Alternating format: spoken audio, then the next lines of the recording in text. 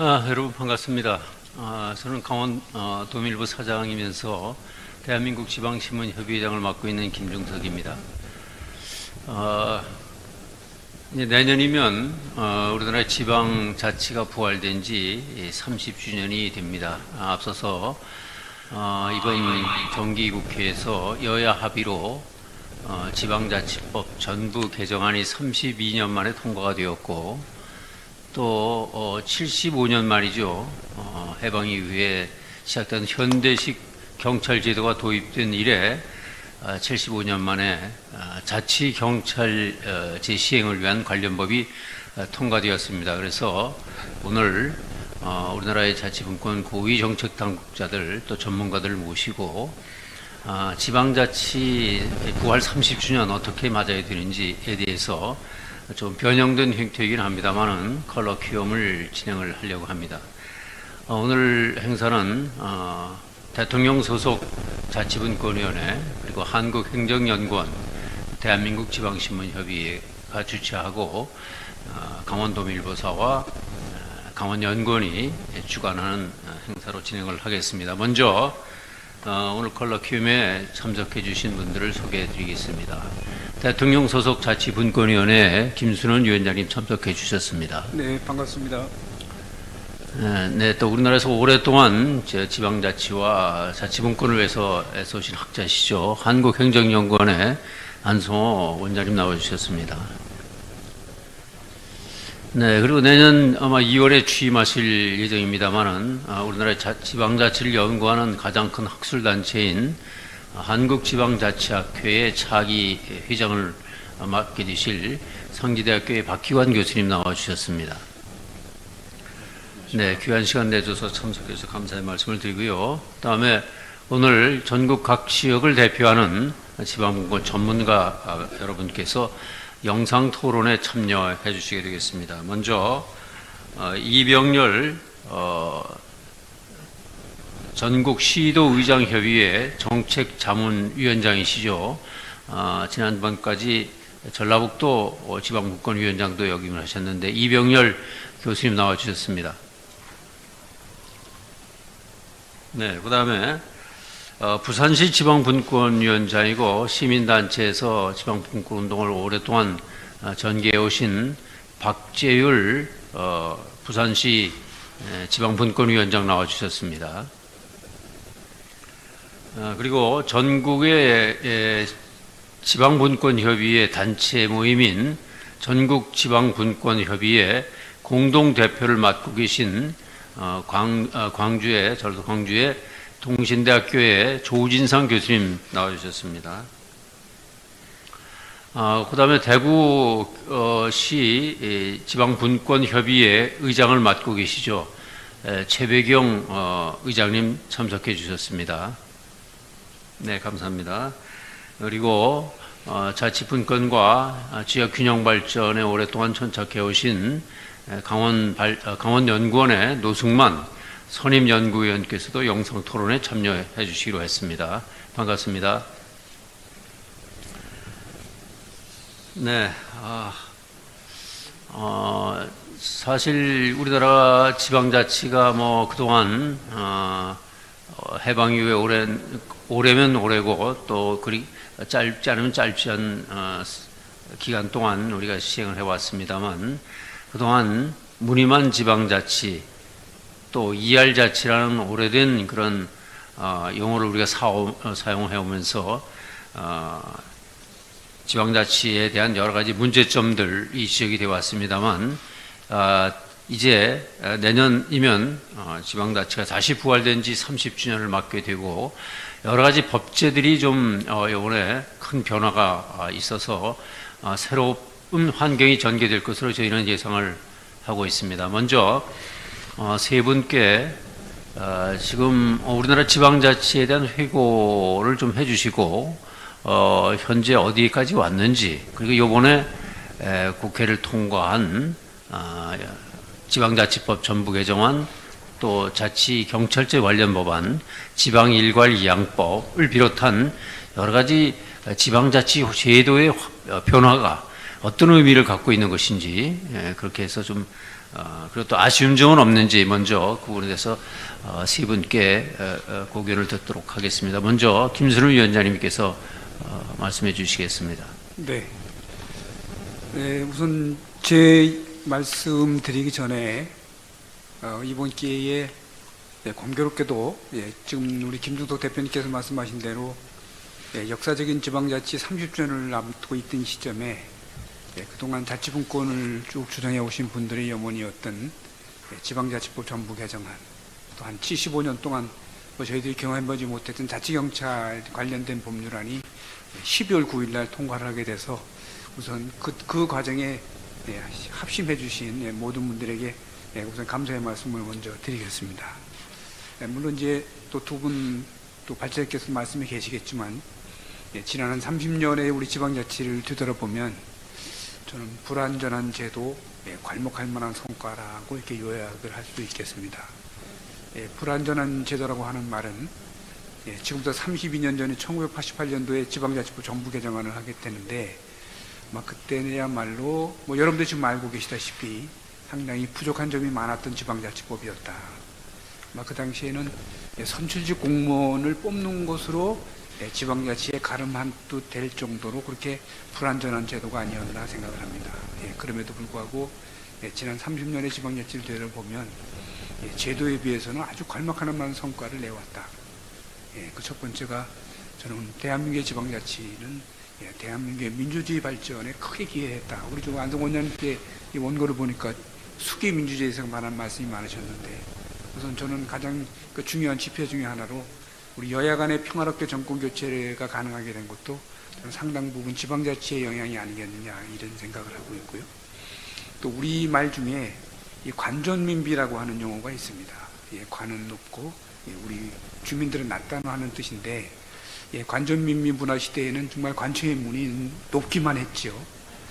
일반 주민들이 공무원 만나는 것도 굉장히 어려워졌는데 저는 지방자치 실시로 인해서 우리 지방행정이 주민들의 높이로 낮아졌다. 저는 그렇게 보고 있습니다. 그래서 이 두 가지 성과만 하더라도 굉장히 크다고 할 수가 있고요. 조금 좀 구체적인 예를 들면 지금은 다 우리 행정정보 공개가 다 되는 걸로 이렇게 인식하고 계시지만 당시에는 행정정보에 접근한다는 게 굉장히 어려웠습니다.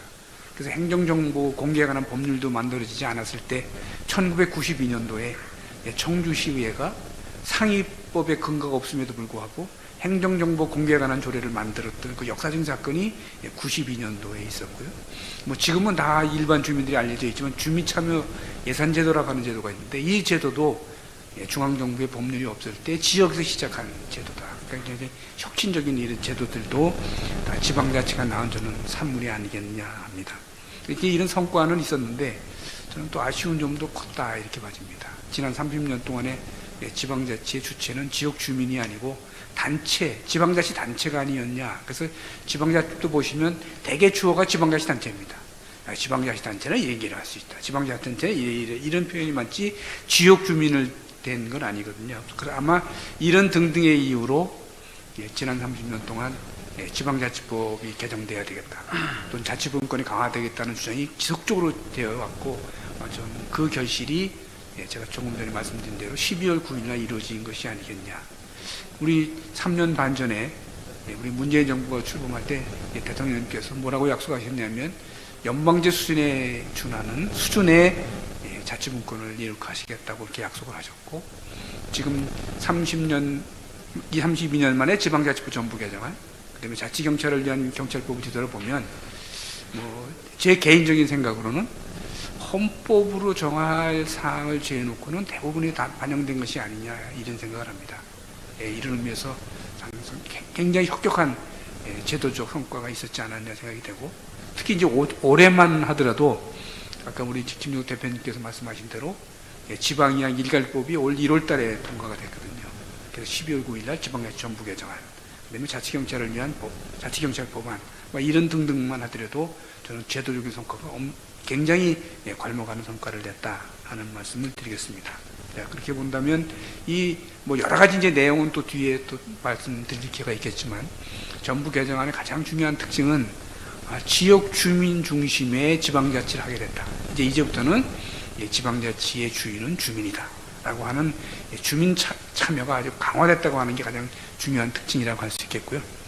그다음에 한 가지만 더 또 구체적인 예를 들면 지방자치법 우리 제9조에 보시면 국가의 지도감독이라는 장이 있습니다. 우리 지난 과의법에. 근데 새로운 법률에는 국가의 지도감독이라는 이 장의 명칭이 국가와 지방자치단체의 관계라고 타이틀이 바뀌었습니다.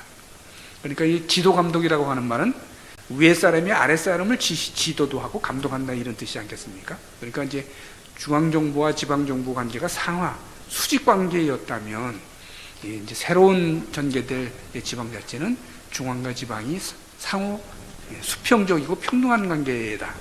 그래서 국가와 지방자치단체의 관계라는 말로 바뀌었고 이제 수평 관계가 되니까 협력해야 되고 수교해야 되고 협력해야 되지 않겠습니까? 그래서 중앙지방협력회의라는 기구를 설치한다. 이게 다 논리적으로 쭉 연결되어 있다고 하고요. 이런 것들이 저는 앞으로 전개될 지방자치 30년을 결정하는데 굉장히 중요한 요건이 되지 않겠냐. 그리고 이제 마지막으로 좀 한 가지만 말씀드리면 우리 자치분권위원회가 자치분권 종합계획을 만들 때 제1 전략이 주민주권 구현입니다. 그런데 이번에 정부 개정된 지방자치법 안에서는 제1조부터 지역 주민, 지역 사회, 지방자치의 주인은 주민이라는 걸로 또 출발해서 주민주권을 구현하는 그 조항들이 굉장히 많이 그 안에 포함되어 있다. 그래서 앞으로는 주민 중심의 지방자치, 즉 주민자치가 어느 때부터 크게 활성화되고 이 주민자치 활성화는 우리나라의 민주주의의 질적 발전을 이루는데 크게 기여하지 않겠나 이렇게 기대를 하고 있습니다. 네, 감사합니다. 네. 지방자치법 전부 개정안 통과된 내용을 들다 보니까 지금 말씀하신 것처럼 주민의 그 지방자치 참정권이 명문적으로 명시가 됐더라고요. 그다음에 국가와 이제 지방자치단체의 관계가 협력 관계라는 것이 명시가 되었던 것도 이런 포괄적으로 전체 지방자치 기본법이라고 할 수 있는 지방법에 녹아 있지 않나 이렇게 생각이 됩니다. 우리 안성 원장님께서는 그동안에 오랫동안 이제 지방자치 학문적으로 천착을 해오셨는데 그동안에 이제 좀 현상들하고 지금 오늘날의 지방자치의 모습 이런 것들을 어떻게 진단하고 계시는지 말씀해 주시기 바랍니다. 예, 안녕하십니까. 지난 1년 동안 거의 1년 동안 코로나 바이러스와의 싸움으로 많이 힘드셨으리라고 생각합니다. 그래서 오늘 회의도 특별하게 이렇게 화상으로 열게 됐습니다. 지금 우리 김순우 위원장님이 말씀하신 바와 같이 지난 최근 국회에서 지방자치 관련된 중요한 법제가 통과가 됐습니다. 나름대로 의미가 있는 중요한 진전이 있었다 이렇게 일단 평가를 하고 싶습니다. 특별히 지방자치 경찰제에 대해서는 수십 년 동안 논의만 해왔지 전혀 진전이 없었는데 이번에 뭐 논란의 여지는 있지만 그래도 자치경찰이라고 하는 이름을 걸고 법이 통과됐다는 것은 역사적 의미가 있다고 평가할 수 있겠습니다. 그리고 지방 이양 일괄법의 통과도 굉장히 역사적인 저는 사건이라고 보는데요. 지금까지는 우리가 각 부처에서 또 지방과 협의해가지고 특정 사물을 이양하겠다 하고 국회에 내면 국회에서 개별적으로 사물을 각 상임위에 심의해서 법을 정하다 보니까 굉장히 문제가 많았습니다. 국회에서 브레이크가 걸리는 이런 상황이 많았는데 이제 앞으로는 지방 이양 일괄법으로 이렇게 좀 더 원활하게 지방 분권이 이루어질 수 있는 제도가 마련됐다는 것도 의미가 적지 않다 이렇게 생각합니다. 자, 그런데 우리가 이제 30주년을 맞이하면서 과연 이번에 국회에 통과된 이 지방자치법제가 앞으로 어떻게 더 발전돼야 될 것인가 하는 이런 관점에서 좀 몇 가지 지적을 하겠습니다. 무엇보다도 이 분권과 자치가 수레 두 바퀴처럼 같이 잘 굴러가야지 우리가 원하는 이 성과, 선진 한국의 모습을 싣고 가는 이 마차를 만들 수 있다 이렇게 생각을 하는데, 이 분권이라는 측면에서 보면 아직도 대단히 미흡하다. 암만 해도 이 중앙 집권적인 이 시스템, 강고한 시스템 하에서 부분적으로 개혁이 이루어지고 있는 이런 상황입니다. 이것을 우리가 30주년을 맞이하면서 먼저 깊이 깨닫고 앞으로의 과제, 또 전략을 같이 한번 고민해보는 시간을 가져야 되겠다. 우리가 자치라고 하는, 특히 시민의 참여라고 하는 측면에서 볼 때에도 엘리트들이 지배하는 이런 대의민주제를 크게 벗어나지 못하고 있다. 중앙정부에서도 지난번에 제20대 국회 말에 헌법 국민 발안제라는 것이 상정이 됐었습니다. 그런데 논의를 하지 않고 폐회를 했기 때문에 자동 폐지됐습니다. 이 중앙정부 차원에서 시민의 직접 참여의 기회가 열려야 된다 하는 이런 염원이 있습니다. 우리가 지방자치의 제도를 제대로 만들기 위해서도 이런 중앙정부 차원에서의 이 헌법 국민 발안제 도입이 필요하고, 또 국민 투표제도 필요하다고 생각합니다. 지방의 주민 투표법 등 이 직접 참정 제도가 있지만 제가 보기에는 아직도 대단히 미흡하다. 문턱이 높고 또 시민 주권을, 국민 주권을 말하기에는 아직도 갈 길이 멀다. 그런 측면에서 아직도 끝나지 않은 개혁이다. 이렇게 말씀을 드리고 싶습니다. 그래서 앞으로는 우리가 지방 분권과 더불어서 시민에게 권한을 주는, 이 엘리트들로부터 시민에게 더 권한을 주고 시민 주권을 이야기할 수 있는 단계까지 나아가기 위한 이 시민 참여가 더 강화되는 개혁의 과제들이 우리에게 남아있다. 좀 구체적인 내용은 또 다음 기회에 말씀드리도록 하겠습니다. 네, 우리 안 원장님께서 지금 오늘의 지방자치가 갖고 있는 현상적 문제점들, 또 아쉬운 점, 이번에 복제 통과에도 불구하고 가야 될 길이 많은 여러 가지 이제 과제들을 지적을 해주셨습니다. 사실 우리나라가 지금 지방자치에서 행정자치, 그다음에 입법자치, 교육자치에 이어서 이번에 이제 경찰자치가 되었다고는 하나, 또 남은 과제가 뭐 사법자치도 있지 않겠습니까?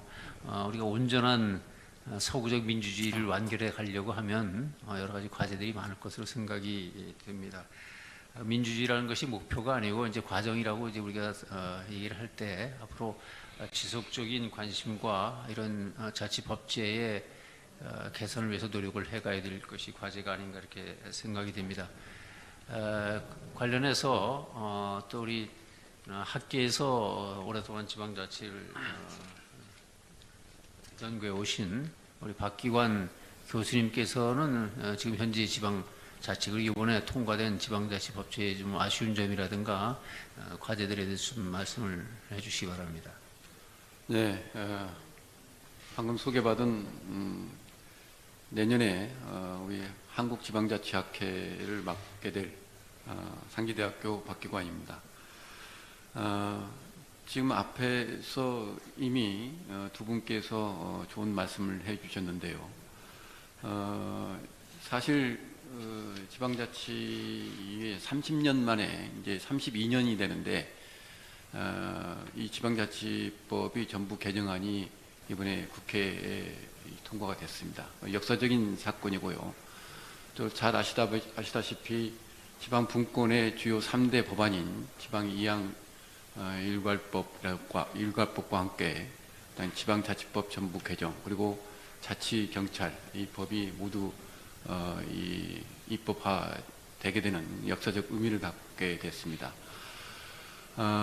이제 이러한 측면에서 우리가 지방자치 그동안의 30년의 역사를 한번 반추해 보면서 그 성과와 한번 이 반성을 좀 해볼 필요가 있는데요. 근데 그런 질문인 것 같습니다. 처음에. 저는 이제 그렇게 생각합니다. 그동안 이 성과는 이제 있었고, 그러니까 이게 명암이 이제 교차되는데, 가장 두드러진 게 지방자치 30년을 해오면서 가장 중요한 것은 지역에 대한 어떤 개성, 지역의 차별성, 이것을 상당히 확보했다. 그러니까 그동안 가지고 있는 지방의 고유 자원을 통해서 그 지역이 가지고 있는 특화 산업이라든지 또는 이 고유 문화를 충분히 개발해서 그 지역의 개성과 차별성을 상당히 확보했다는 것. 이것이 이제 가장 중요한 지방자치의 그동안 성과이고, 또 두 번째 하나는 아까 모두에 우리 위원장님도 말씀 주셨는데, 그동안 국가 중심의 통치 중심 또는 중앙의 통치 시스템, 이것이 이제 지방으로 넘어왔다는 겁니다. 지방의 통치 시스템으로. 그다음에 관 중심에서 민 중심으로, 그러니까 주민의 주권이 이제 구현되는 실질적인 주민 자치적인 이가 이제 상당히 확보되는 이러한 이제 성과를 냈다는 게 큰 의미가 있습니다. 이러한 의미에서 지방자치단체들은 각종 민원이라든지 행정 서비스 이런 시스템을 적극적으로 개발하고 그 지역 주민들을 위한 서비스를 전환시켰거든요. 그래서 이러한 것들은 지방자치 30년의 역사 속에서 가장 큰 성과라고 볼 수 있겠습니다. 근데 어떤 제도건 간에 이런 성과가 있는 반면에 상당히 또 잘못된 부분도 있죠. 명암이 교체합니다. 그래서 이런 적극적인 대응 행정도 많이 펼쳤고 지역의 개성과 차별성을 상당히 형성하고 상당히 다져왔다는 측면에서는 굉장히 좋은데, 사실 이러한 이제 전 반성을 측면에서 보면은 지방자치가 그동안에 해오면서 가장 문제점이 하나가 이 지방자치단체장이나 지방의회 의원들의 어떤 중앙당과 연계함으로써 이 정당적 파행을 가져오는 이러한 문제. 그럼으로써 실제적으로 중앙 정당에 의해서 지방의 정치가 상당히 좌우되는 그러한 문제로 인해서 지역의 현안 문제가 상당히 왜곡되는 그런 현상을 가져왔다는 사실도 우리가 상당히 반성할 문제가 아닌가 이렇게 싶고요. 또 하나가 지방자치가 실시되면서 그런 지역 이기주의 또는 집단주의 이런 것들이 상당히 많이 만연되어 있는 상태. 또 하나가 너무 분권주의에 너무 집착한 나머지 그 국가의 기본 정책이라든지 또는 기간산업 이런 추진에 있어서 상당히 저해하는 이런 또 현상도 가져오는 결과를 가져왔다는 사실입니다. 또 알다시피 그 자치단체장의 어떤 선심성 행정이라든지 또는 어떤 예산 낭비성이라든지 또는 정식 인사라든지 뭐 이런 문제, 또 지방 의원들의 주민의 대표기관인 지역의 대표기관인 정치인들의 지방 의원들의 어떤 비리 또는 월권 또는 위법 또는 추태 뭐 이런 이런 사건들이 일어남으로써 언론에 상당히 도마에 올라왔다고 하는 것은 그동안 30년의 역사 속에서 상당히 성과도 많이 냈지만은 이러한 반성의 좀 문제도 한번 짚어볼 필요가 있지 않나 이렇게 생각이 듭니다.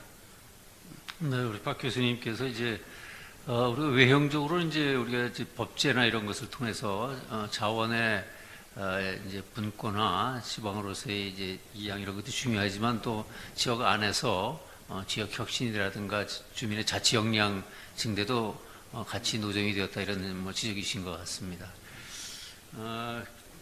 요번에 이제 법제가 이제 자치법하고 자치경찰제가 이제 도입되면서 뭐 저도 오랫동안 이제 시민단체 또는 자치분권위원회 참여를 해오면서 이제 느꼈던 아쉬움들도 우리 일선에서 나오는 반응이 아주 위원장님 말씀하신 내용들 가운데서 이제 주민자치회 사실은 이런 참정을 할 수 있는 여러 기제가 작동이 되려고 하면 조직된 힘이 이제 필요한데 그 조직된 힘이 아마 주민자치가 아니겠나 이렇게 생각이 되는데 주민자치회 조항이 자치법에서 좀 빠졌다는 것에 대해서 많은 아쉬움이 있는 것 같고요. 두 번째는 당초에 이제 자치경찰제가 이원화 모델로 가려고 하다가 일원화 모델로 감으로 인해 가지고 적지 않은 혼선이 예상된다는 이런 비판들이 지금 있지 않습니까?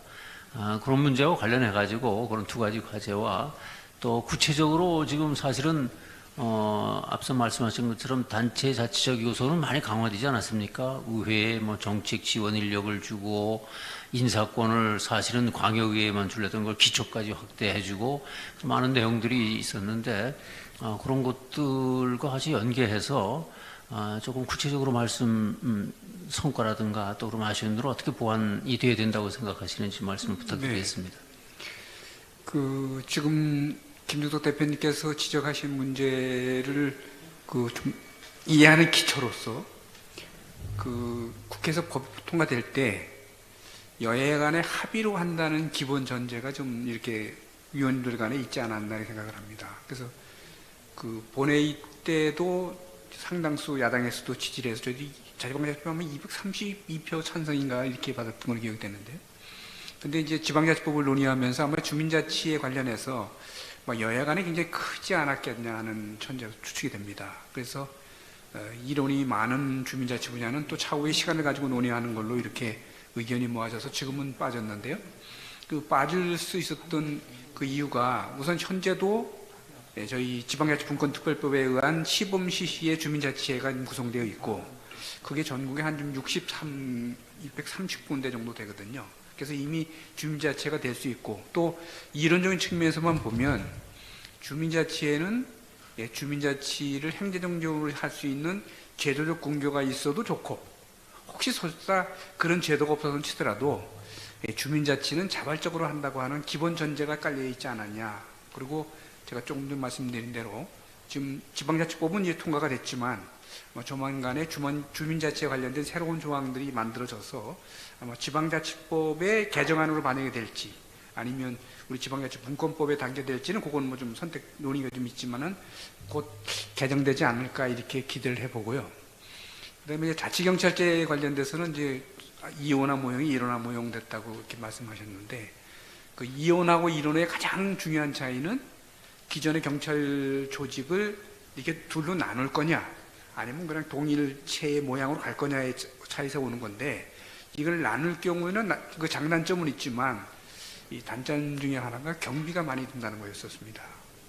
이미 그 당시 그 모형은 자치경찰본부, 자치경찰대라고 하는 두 개 조직을 별도의 공간으로 다 전국적으로 만들어야 되고 또 거기에 배치될 자치경찰, 경찰에 관련 고위직들의 증설이 불가피하게 되기 때문에 거기에 소요되는 경비가 굉장히 좀 코로나19 상황에서 아까 우리 안 원장님도 많이 걱정하셨지만 아마 그거를 수용하기에는 상황적으로 좋지 않지 않았었냐 하는 판단으로 일원화 모형으로 됐고 또 일원화 모형 중에서도 지속 가능한 발전이 가능한 그런 모형으로 됐고 제가 이제 몇 가지만 그 자치경찰 관련된 말씀이 됐었으니까 종전 경찰법에 의해서 치안은 국가의 사무였습니다. 그러니까 국가가 책임지는 거죠. 근데 새로운 경찰법 제2조에서는 치안은 국가와 지방자치단체의 공동 책임이 됐다는 게 저는 굉장히 의미가 크고 그거를 반영하기 위해서 제4조에서는 자치경찰 사무를 쭉 이렇게 예시를 해놓고 있습니다. 특히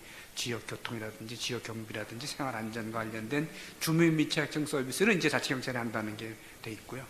그 다음에 13조에 가시면 그 조직에 관한 규정이 나오는데 현재 중앙부처의 특별행정기관들은 대개 예를 뭐 부산지방경찰청 같으면 부산지방 이렇게 지역을 나타내는 단어와 지방이라는 단어를 나타내는데 이번에 만들어지는 우리 그 자치경찰은 시도경찰청입니다. 그러니까 강원도 같으면 강원도경찰청, 서울특별시는 서울특별시 경찰청 이렇게 되겠죠. 그래서 지방이라는 용어가 떨어집니다. 이 의미는 최소한도 새로운 법에서 만들어진 자치경찰은 중앙행정기관의 특별행정기관은 아니라고 하는 것을 명식으로 보여주는 그런 규정이라고 생각하고요. 이런 조직이 시도 밑에 소속된다는 거죠. 그 다음에 이제 그 경찰법 18조부터 27조까지가 시도자치경찰위원회라고 하는 조직에 관련된 건데, 그 시도자치경찰위원회라고 하는 합의제 행정기관이 시도지사로부터 독립적인 권한을 가지고 저희 자치경찰을 지휘감독하는 기구가 되겠습니다. 그런데 이런 합의제 행정기관의 가장 큰 핵심은 별도의 사무기구가 있느냐 없느냐인데, 이번에 시도자치경찰위원회 같은 경우는 별도의 사무기구를 두게 돼 있거든요. 그래서 조금은 김 대표님 지적하신 대로 조금 이렇게 비판이 뭐 없는 건 아니지만은 저는 중장기적으로 상당히 지속 가능한 발전 가능성을 갖고 있는 모형이라고 보고, 과제는 지금부터 우리가 어떠한 관행을 만들고 또 어떠한 좋은 선례를 만들어 가는지가 저는 제도의 성패를 가르는 중요한 가늠돌이 되지 않을까 이렇게 생각을 합니다. 지난 토요일 날, 이 자치경찰법 관련 시행령이 발표가 됐더라고요. 네, 그렇습니다. 발표됐는 내용을 보니까, 시도지사가 경정 이하의 전복권을, 그러니까 임용권은 아니고 전복권. 그 다음에 경감 이하의 경찰관들에 대한 임용권을 전부 행사하는 것으로, 물론 이제 시도지사 직접 할 수도 있고 자치경찰위원회에 대해 위임할 수도 있는데, 아마 이게 경찰 조직에 아마 그동안 이제 이 법 추진 과정에서 많은 반대가 있었는데 시도지사에 종속되는 게 아니냐 해서 아마 임명령 시행령이 발표된 뒤에 바로 경찰들 반응이 아직은 뭐 구체적으로 안 나왔습니다만, 저희가 취재 과정에서 느낀 걸로는 상당한 불만이 있는 것 같더라고요. 원래 그래서 자치경찰제도 좀 시행을, 이 법이 통과됐음에도 불구하고 시범 기간이 너무 짧다. 그러니까 시범 기간을 더 늘려달라는 요구들이 지금 빗발치고 있고, 인사권 관련된 내용이 아마 공개된 이후에 아마 경찰 관사나 공무원들의 반응들이 아마 굉장히 적절한 대응이 있을 것이 않을까, 저희는 뭐 그렇게 우려를 하고 있습니다만, 어쨌거나 75년 만에 이루어지는 자치경찰제가 시행 초기 여러 가지 혼선과 아마 후유증, 시행착오가 있을 것으로 예상이 됩니다만, 또 시행 시기를 내년 1월 1일부터 하고 7월 1일 전면 시행하는 걸로, 시범 시도가 없이 바로 시행하는 거기 때문에 각 시도가 아쉽긴 하지만 준비를 좀 잘해가면서, 이번에 이제 제주자치 모델이 살리지 않았습니까? 궁극적으로는 그 이원화 모델로 가야 된다는 전제하에서 과도기적 형태라고 이해를 해도 되지 않겠습니까? 그렇습니까? 그거는 현재로서는 조금 판단하기 이르지 않겠나 싶습니다. 그러나 이제 제주도가 자치경찰제가 살려놓은 것은 이원화 모델로 가야 되지 않냐 하는 그런 과제를 좀 남겼다, 저는 그러니까 그렇게 이론화 얘기를 하고 모형이 또 있습니다. 잘 안착이 되면 또 이론화 모형 속에서 우리의 미래를 볼 수도 있고요. 혹시 만약에 이론화 모형을 하면서 지금 말씀하신 대로 여러 가지 시행착오가 끊임없이 발생을 하면 그때 또 다른 참고 모형으로, 뭐 제주도는 참고가 되지 않겠는데, 현재는 이론화 모형을 전제대로 돼 있다는 그런 거는 아니지 않나 생각합니다. 네. 우리 안 원장님, 이런 이제 외형적 변화, 30년이라면 우리가 이제 공자님이 30세를 이립의 나이라고 얘기를 합니다. 이게 또 입지, 뜻을 세우는 연령대라고 하는데, 이제 우리 지방자치가 입지의 단계를 이제 들어서게 되는 겁니다. 앞서 지적을 해주셨지만, 지역의 주민들이 결국 주인이 되어야 되는 거 아니겠습니까?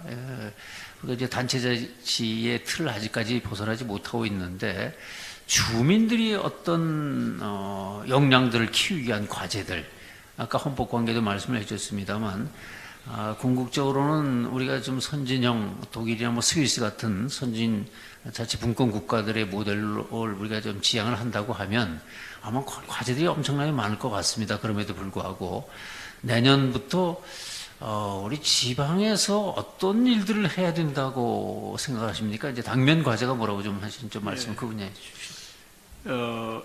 그 말씀을 지금 우리 답변을 하신 경찰자치 주민자치화와 연결시켜서 제가 좀 말씀을 드리겠습니다. 왜 경찰자치를 굳이 해야 되느냐라고 저한테 묻는다면 이 경찰 업무야말로 이 시민들이 협조해야 경찰이 지향하는 이 국민의 안전을 확실하게 담보할 수 있다. 이 시민들이 참여하는 통로를 넓게 열어주는 경찰 제도를 만들려면 국가 경찰은 좀 어렵다. 그래서 이제 자치 경찰을 얘기하는 건데요. 토크빌이 한 160년 전에 미국에 160년이 넘었죠. 한 170년 전에 미국에 갔을 때 프랑스와 다른 점이 있더라는 거예요. 프랑스나 유럽의 대륙 쪽에 있는 주민들은 팔짱을 끼고 범죄인이 지나가면 경찰이 잡나 못 잡나 구경하고 있더라는 거예요.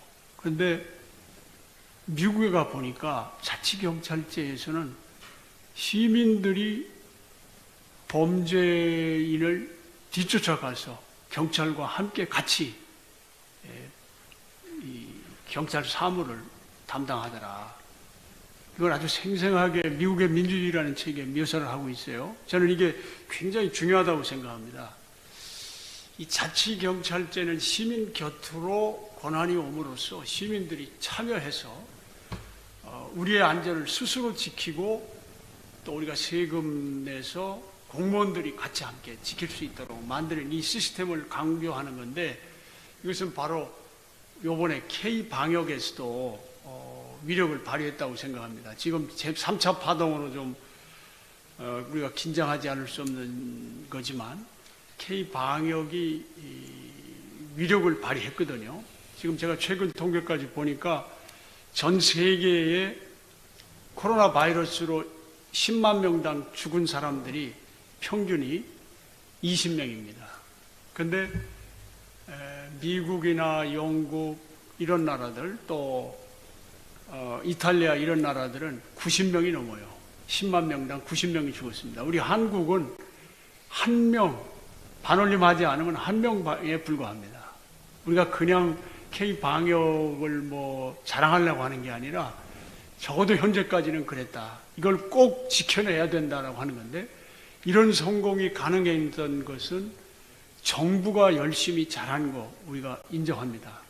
동시에 시민들이 공동 생산자로서 적극 참여해 줬습니다. 그러니까 또 더불어서 K방역의 성공의 비법 중에 제가 하나로 들 수 있는 것은 중앙정부와 지방정부가 파트너십을 이루면서 방역과 방역에 전념해 왔고 협조해 왔다. 이것이 성공의 열쇠거든요. 요번에 경찰자치 제도도 이 자치를 강조하는 분권을 강조하는 사람들 입장에서 보면 대단히 미흡합니다만 그 운영을 서로 협력하는 이 시스템을 갖춰야 되겠다. 중앙은 지방이 할 수 있는 것을 지원해 주는 역할을 적극적으로 하고 기회를 줘야 된다. 그리고 지방은 중앙을 불신으로만 볼 게 아니라 또 중앙이 해야 될 역할이 있을 겁니다. 예를 들면 광역적인 범죄 대책 같은 것은 이 광역적인 정부 또는 중앙정부 역할이 중요하거든요. 협력이. 그러니까 이런 거를 우리가 K방역의 중앙지방협력 시스템을 자치경찰제 운영에서도 적극적으로 좀 활용해야 되겠다 하는 말씀을 드립니다. 그러니까 제도 좋든 싫든 현재 마련이 됐습니다. 이것을 어떻게 운영하느냐 하는 것은 또 우리에게 남아있는 실제 이제 국회가 아니라 중앙경찰 당국과 지방정부들이 함께 협력하는 새로운 창조의 작업입니다. 이 자치분권의 실험을 우리가 이제 해 나가는 건데 여기서 창의력을 피차 발휘해야 되고 기회를 주고 불신보다는 협력의 방향으로 나가야 된다. 그래야 우리가 원하는 자치경찰제의 본래의 그 의미가 살아난다. 이런 말씀 드리고요. 더불어서 이 주민자치회에 대해서 이번에 법률 그 조항이 통과되지 않았죠. 근데 제가 여기서 강조하고 싶은 건 그겁니다. 여러분, 주민자치회가 임의기관 아니냐 하는 이런 비판도 있는데, 이제 앞으로 어떻게 결정이 날지는 모르겠습니다. 곧 입법하겠다고 지금 서두른 것 같은데, 이 우리나라가 잘 아시다시피 이 시민들이 자치의 그 체감도를 느끼기 어렵게 되어 있는 시스템입니다. 너무 인구 규모가 크기 때문에 지방자치를 하는 건지 참여하는 건지 선거 때나 참여하는 느낌이 나지 평소에는 그런 걸 못 느끼거든요. 근데 정말 시민이 자치 공동체 체험을 할 수 있는 영역은 저는 읍면동 수준이 아닌가 생각합니다. 이 읍면동에 시민들이 참여할 수 있는 제도를 확실하게 만들어줘야 된다.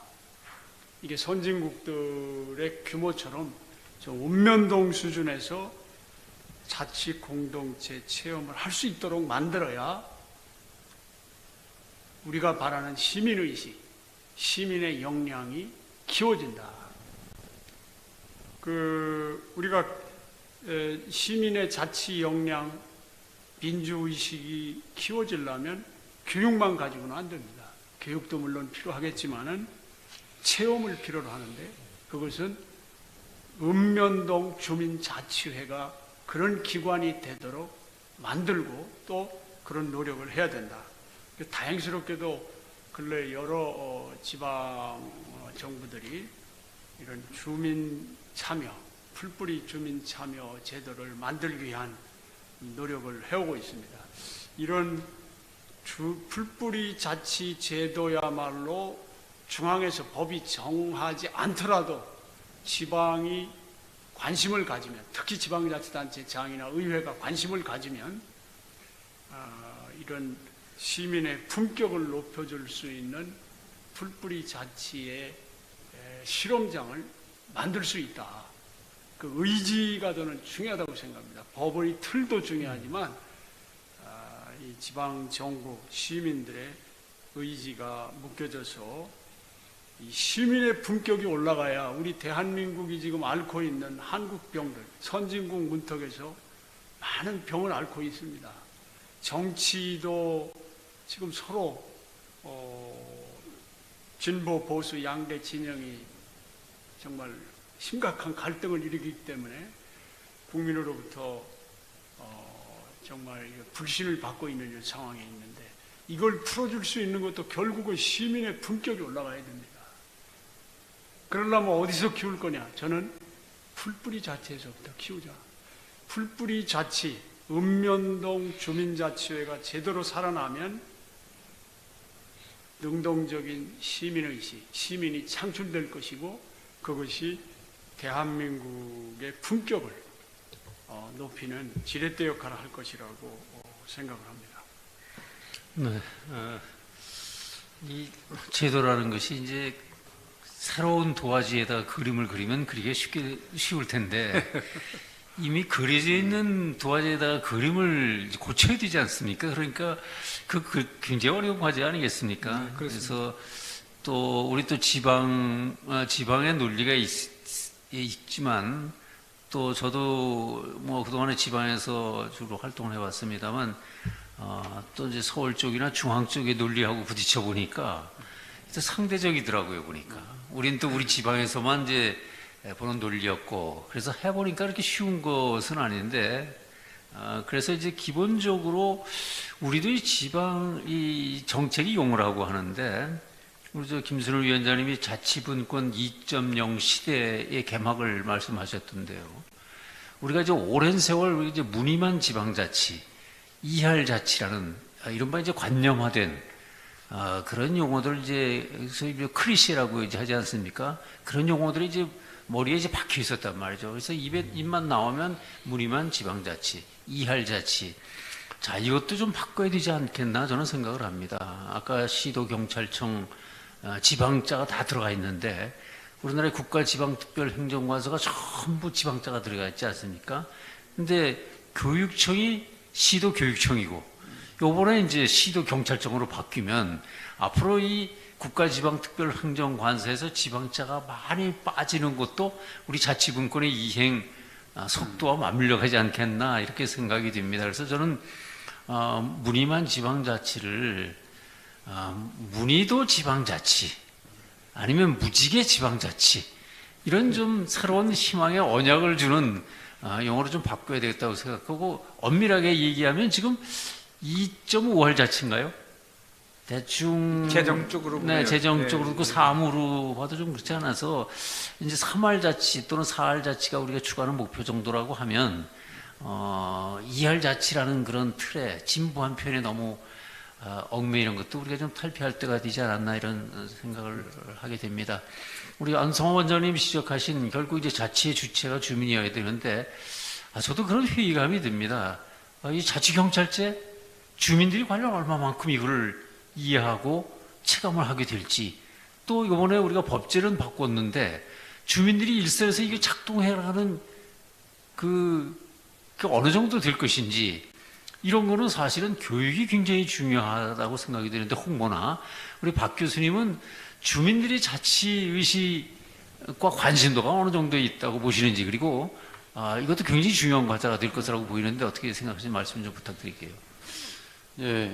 사실상 이 자치와 분권은 이제 상당히 많이 중요하고, 이 정부도 이 자치 분권의 이제 국정 기조로 해서 이제 내걸었는데, 실상 주민들이라든지 또 특히 이 일선의 이제 학교에서 보면 학생들에게 자치 분권의 의미라든지 지방 자치의 의미를 어떤 가치냐 이념이나 어떤 목표가 제대로 스며들어야 되는데 이게 스며들지 않고 있는 상태로 볼 수 있어요. 그래서 저는 이제 앞으로 이 자치 분권, 그러니까 자치는 사실상 풀뿌리 민주주의를 구현하는 하나의 수단이거든요. 이 자치 쪽은. 분권이라고 하는 것은 가장 중요하게 전달되는 부분은 어느 지역에 또는 중앙에 편중된 것이 아니라 골고루 지역의 복지 혜택이 누릴 수 있도록 만드는 지역 균형 발전의 이 실현을 하는 그런 하나의 수단에 해당이 됩니다. 그래서 이것이 같이 조화스러운 이 자치의 분권의 이제 이런 가치라든지 이런 이념이라든지 이런 어떤 내용들이 실제적으로 주민들에게 체감할 수 있고 주민들에게 인식될 수 있도록 지방자치의 가치가 뭐고 또 자치분권의 중요성이 뭐고 이런 것들이 지역 주민들이 실제적으로 체험하고 실제적으로 인식할 수 있도록 만들어주는 이런 교육적인 이런 프로그램도 이제 앞으로 굉장히 중요할 거라고 보여집니다. 사실상 이 중앙에서 지방에 상당히 많은 권한과 사무가 이제 이양이 되고 또 앞으로도 그러한 것들이 이제 많이 이루어질 텐데 실제적으로 지방에서 보면은 과연 이 예산이라든지 기능이라든지 이런 것들이 모든 것이 넘어갔다고 해서 이것이 분권화됐냐? 분권화된 어떤 그 역량을 갖추고 있느냐? 이렇게 볼 수는 없는 거거든요. 거기에는 지역 주민들이 받아들일 수 있는 어떤 수권 능력도 있어야 되고 또 자치단체가 그러한 기능과 예산과 권한을 넘겨받았을 때 그것을 잘 운영할 수 있는 또 수권 능력도 갖고 있어야 됩니다. 그런 의미에서 앞으로는 중앙에서 무조건 권한과 사무와 예산을 넘겨주는 이러한 측면에만 너무 집착하지 말고 실제적으로 지방자치단체에서 그런 권한과 예산과 사무를 넘겨받았으면은 잘 관리하고 잘 수행할 수 있는 능력, 그 지역 주민들에게 실제적으로 다 잘 전달될 수 있는 이러한 것들도 한번 우리가 되짚어 볼 필요가 있고 지역 주민들도 마찬가지로 자치의식 속에서 내가 스스로 할 수 있는 내가 생각하고 내 지역을 위해서 스스로 한번 나의 일을 한번 판단할 수 있고 또 공동체 일을 서로 결정할 수 있고 또 그것을 같이 책임질 수 있는 이런 공동체에 기반한 그런 주민자치라고 하는 이러한 하나의 의식과 이러한 하나의 가치를 좀 체득할 수 있는 그러한 역량을 갖추는 것이 굉장히 중요하다고 볼 수 있습니다. 학생들도 마찬가지죠. 지금 학생들도 주민 참정권에 의해서 굉장히 완화해 주는 측면에서 앞으로 연령을 상당히 내려주는 측면도 있는데 실제 대학교에서 주민 자치라든지 또는 자치분권이라든지 또는 지방자치 효능이라든지 이런 부분들을 제대로 인식하지 못하는 그런 현상들이 나타나고 있거든요. 근데 앞으로 이러한 측면에서 학생들에게도 이런 것들을 상당히 많이 교육을 시키는 것이 굉장히 중요하다 이렇게 볼 수 있습니다. 이번 법 통과한 거 보니까 이제 그 주민 참정권과 관련해서 이제 주민 발안제, 또 주민 소환제, 주민 투표제, 주민 감사 청구제 요건이 굉장히 좀 완화가 되지 그렇습니다. 않았습니까? 그럼 네. 이제 이것을 운영할 주체는 결국 이제 주민일 텐데, 네. 이게 속담에 그런 말이 있습니다. 이 산책하러 산에 간 사람은 땔감을 구하지 못한다는 말이 있는데, 결국은 관심 아니겠습니까? 자치의 주체로서 깨어있는 시민의식이 있어야 법제하고 같이 잘 연동이 되어가면서 우리나라의 자치 수준이 한 단계 발전하지 않겠나 이렇게 생각이 됩니다. 일선에서 이번 지방자치 법제를 비롯해서 여러 가지 그동안에 또 자치분권을 통해서 지방의 목소리를 내는데 앞장서 오신 우리 각 지역의 대표들이 좀 나와 계십니다. 말씀 좀 듣고 다시 또 우리 발제 토론을 이어가도록 하겠습니다. 먼저 조진상 위원장님, 공동대표님, 먼저 토론 부탁드릴까요?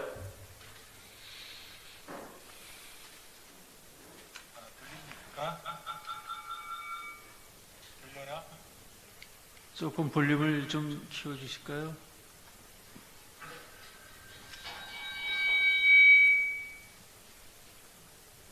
들려요? 네, 소리가 좀 작게 들립니다.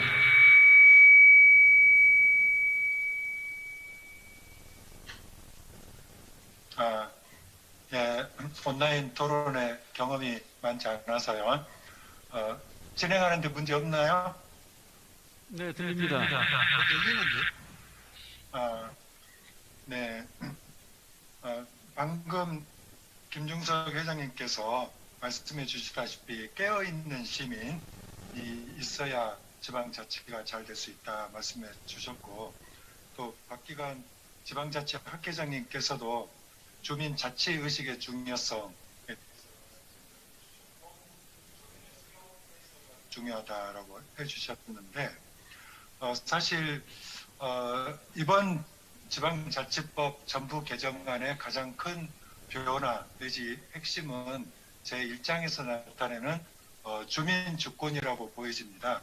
주민주권에 대해서 선언하고 거기에 대해서 여러 가지 변화를 준 법이라고 보고 굉장히 긍정적인 자치법 개정안이라고 보여지는데, 이 주민주권을 실현하기 위해서는 학습된 주민 또 조직화된 시민들이 있어야 되는데, 우리가 오랫동안 관치 행정에 익숙해 있고 또 지방자치라고는 하지만 단체자치에 익숙해 있기 때문에 지방의 이러한 주민들을 만나기가 또는 접하기가 상당히 어려움에 처해 있는 것이 사실입니다.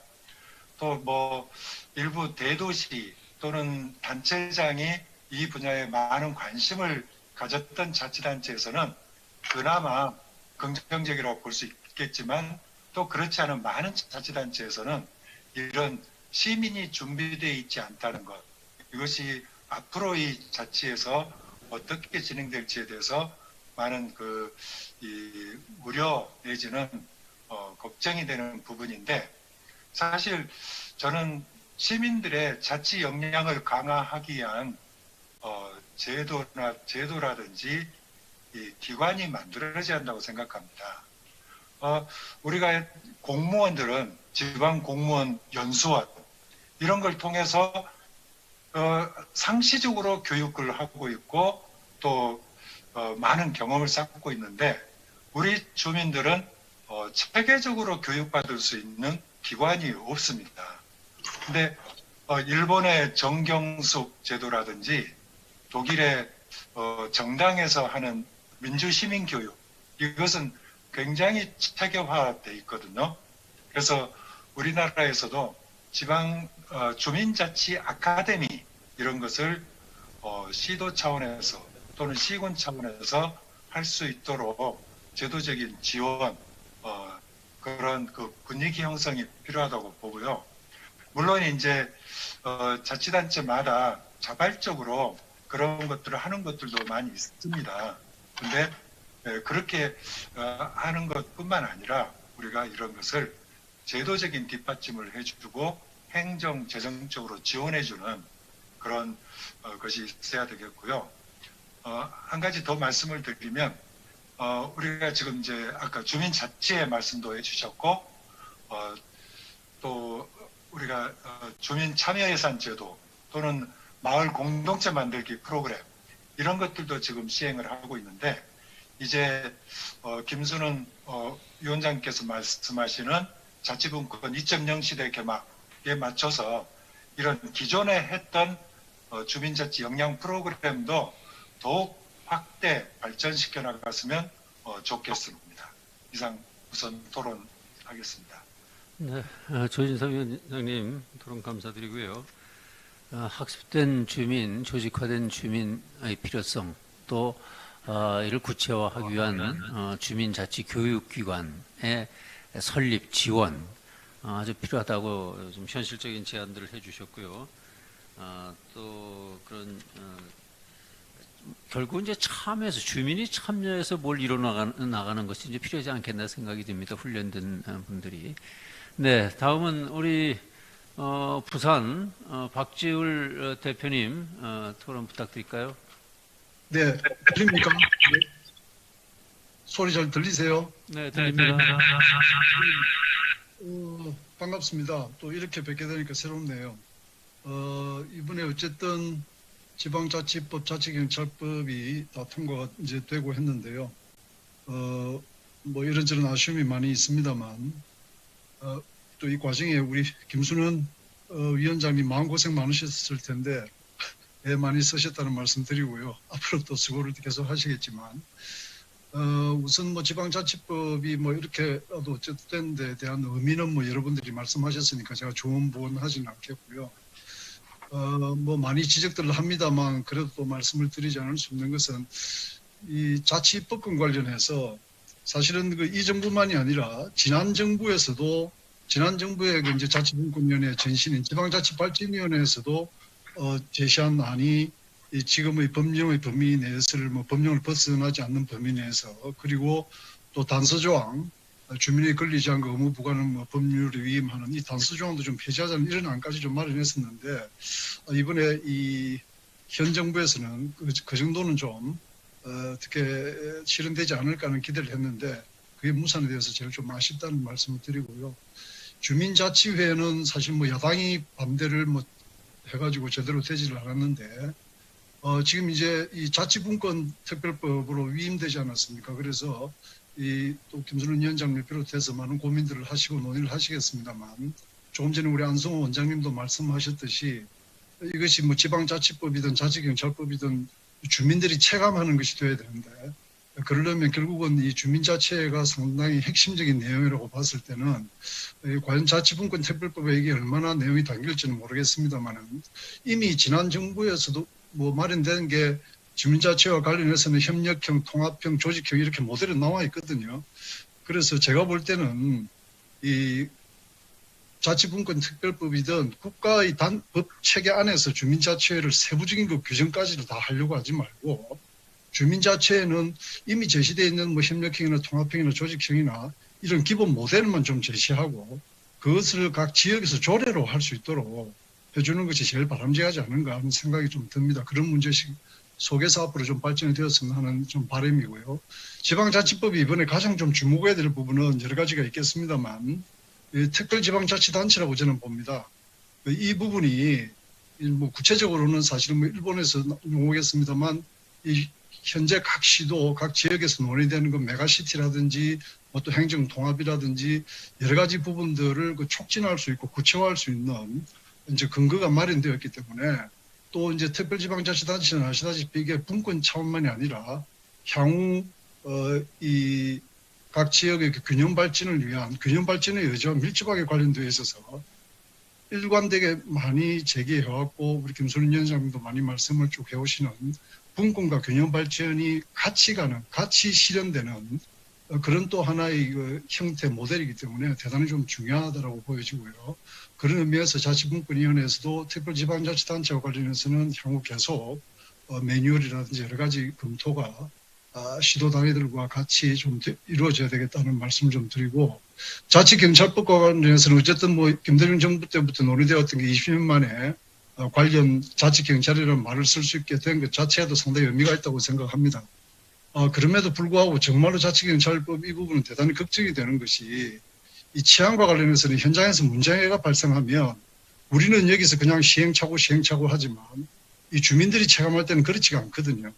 사실은 지금 현재 국가경찰 체계 자체가 주민 치안에 무슨 문제가 많아서 자치경찰을 하자는 것이 아니라 이 자치분권의 시대에 걸맞는 경찰 자치를 하자라는 것이기 때문에, 그런 차원에서 이건 어느 한 지역에서 조금이라도 시행착오가 몇 개라도 나오면 이건 사실은 되돌릴 수 없는 상황이 될 가능성이 높습니다. 그런 의미에서 보면 우선 제가 보기에는 이 7월 1일부터 전국에 동시 시행한다는 자체가 대단히 무리다 이거 지금. 현장에서는 이미 뭐 현장 이야기를 많이 듣겠습니다만 단순히 뭐 현장 경찰들이 문제제기 이런 차원이 아니라 지역 사회의 여러 가지 오피니언 리더들이 엄청난 걱정을 하고 있거든요. 그렇게 보면 우선 그 제주는 원래 지금 이원화 모델을 그대로 하기로 해서 다행인데, 제주는 원래 그 우리 김선희 위원장님도 주도하셔서 만드는 원래 이원화 모델 안을 제주는 계속 좀 확대해서 실시하는 방향으로 가는 걸 좀 전제로 해야 될 것 같고요. 그다음 현장에서 가장 혼선이 오는 것은 지금 이미 뭐 똑같은 제복을 입고 국가직 신분이고 이렇기 때문에 내부에서는 자치경찰로 부를지 몰라도 주민들이 체감하는 것은 자치경찰에 대한 체감도는 전혀 사실 없습니다. 똑같은 것이거든요. 그런 의미에서 보면 지금 제일 핵심이 이게 경찰이라는 것은 공권력으로서의 단일 지휘 체계를 가져야 되는데, 인사가 이게 위임할 수 있다 이렇게 되어 있어서 이게 어떻게 현장에 적용을 할 것인지, 그리고 경찰위원회, 경찰청장, 시도지사 이게 삼두 체계가 되어서 누가 자치경찰의 부서에 지금 현장 경찰이 가려고 할 것인지, 이런 대단히 복잡하고 애매한 문제는 이미 예견이 충분히 되거든요. 그래서 이거야말로 제 생각에는 내년 한 1년 정도는 몇 개 지역에 시범 실시를 해서 이미 예견되는 시행착오를 정말로 좀 제대로 극복해서 내후년부터 전면 실시를 한다든지, 이렇게 이게 좀 속도 조절이 반드시 좀 필요하다는 말씀을 간곡히 한 번 더 좀 강조해서 드리고 싶습니다. 네, 박 대표님, 주민자치조직의 다원화, 그다음에 특별지방자치단체의 중요성, 또 후속 조치, 또 자치경찰제 시행에 따른 전면 시행에 따른 여러 가지 걱정들을 제기를 해주셨습니다. 다음은 우리 이병열 위원장님 토론 가능하시겠습니까? 지금 이병열 전북 위원장님.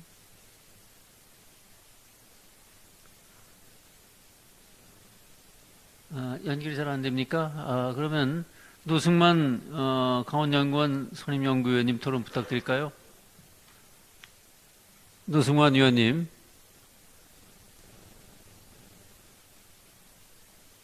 노승만 강원연구원 선임연구위원님 토론 부탁드릴까요?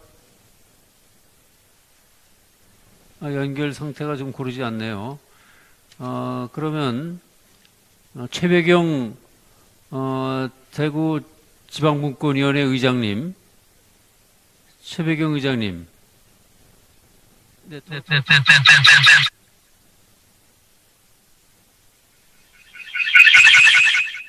잘 들립니까?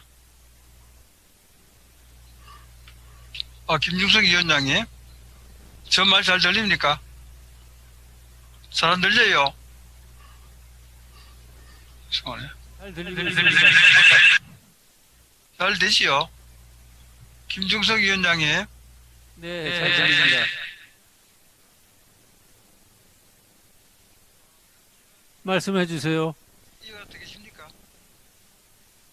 앞서 우리 교수님과 토론자께서 구체적인 사항을 많이 이야기해 주셨는데, 저는 과거에 지방의 필드에 있었던 한 사람으로서 좀 포괄적으로 좀 지방분 개헌 활동 방향에 대해서 좀 설명을 했으면 그런 마음이 듭니다. 저는 개인적으로 1991년도 지방자치가 부활될 때 대구 초대 2대, 3대 의장을 하면서 정말로 불합리한 지방자치부 개정을 위해서 동분서주하였는데 의원 3선이 지나고 보니까 감회가 남다르도록 하겠습니다.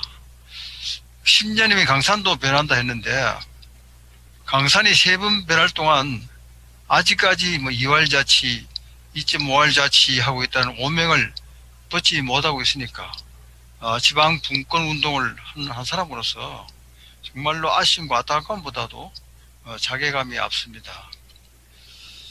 문정부도 출범 시에는 연방제 법원과는 지방자치를 하겠다고 국민과 약속할 때는 국민적 기대가 엄청 컸는데 역시 립서비스로 끝나지 않을까 걱정이 됩니다. 이 모든 것은 여러 가지 요인이 있겠습니다만은 중앙집권 체제의 기득권을 장려하고 있는 기득권 세력 때문이 아니겠습니까? 그래서 이 선진국같이 국가 경쟁력을 제고하는 이러한 유력한 수단을 쓰고 있는 지방 분권을 확실히 뿌리 내리고 정착시키려면은 이건 투태로 가야 된다. 지방 분권 불합리한 지방자치 개혁, 불합리한 지방자치 개정도 중요하지만은 지방 분권 개헌을 해서 헌법 정신에 담아야 된다. 헌법 정신에 담아야 재법률 개정을 하지 않으면은 이런 소지가 있기 때문에 지방자치 분권을 하는 데는 속도감이 갈 수 있지 않겠느냐. 그래서 지방분권 개헌 운동을 우리가 지속적으로 또 체계적으로 지금부터 준비해야 되지 않겠나 이런 이야기를 한번 드려봅니다. 그리고 32년 만에 개정된 지방자치법과 자치경찰제 그리고 지방 이양 일가법 등은 지방자치를 위한 소중한 내용이 들어있습니다만은 저 개인적으로는 총평을 한다면은 은발의 오줌둥이라고 생각을 합니다. 그러나 이 전부를 얻으려고 하다가 전부를 잃을 수 있으니까 그래서 부족한 부분 하나하나 채워나가는 것이 가장 중요하다고 생각됩니다.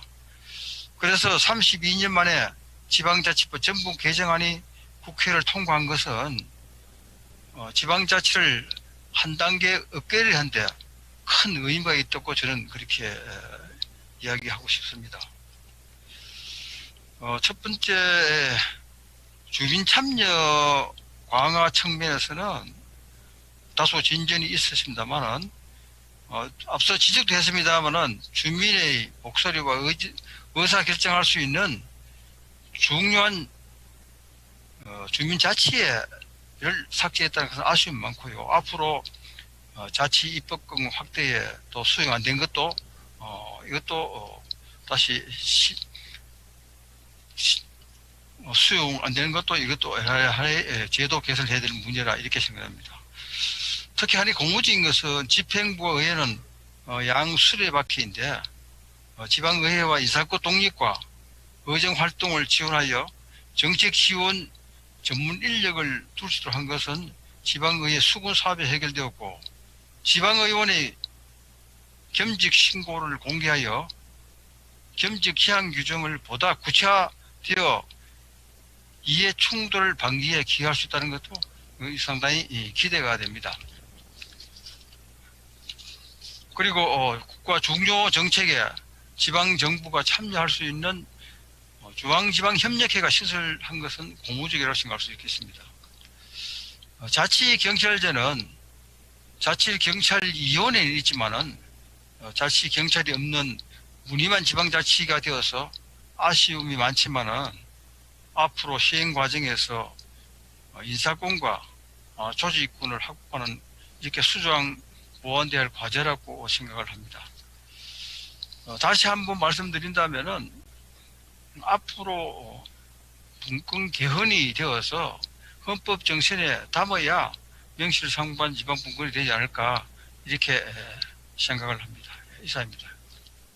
네, 최백영 위원장님 토론 감사드립니다. 결국은 궁극적으로는 지방분권 개헌이 되어야 된다 이런 과제로 말씀을 해주셨습니다. 노승만 위원님 토론 부탁드릴까요? 강원연구원 노승만 위원님 토론 부탁드릴게요.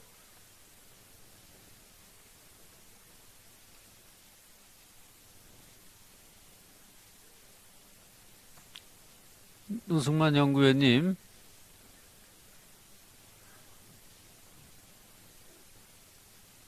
네, 회장님. 여보세요? 네, 작게 말씀이 들리는데.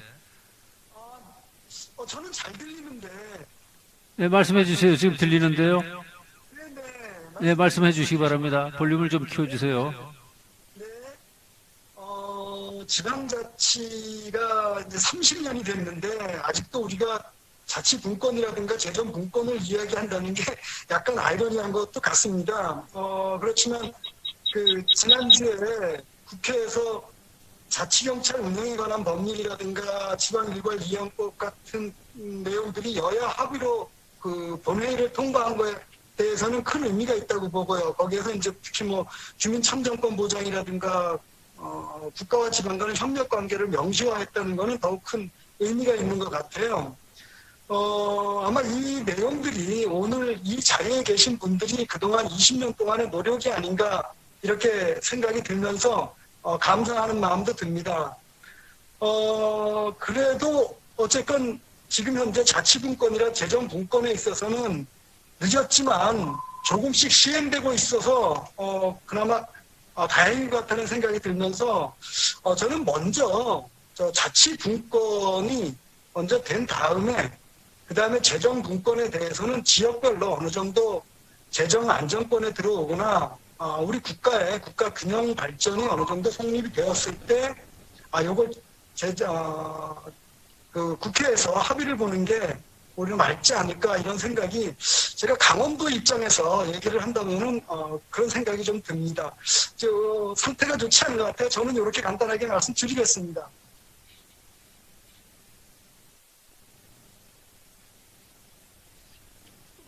네, 토론 맞춰주신 걸로 이해를 하겠습니다. 다음은 우리 이병렬 교수님 토론 가능하신가요?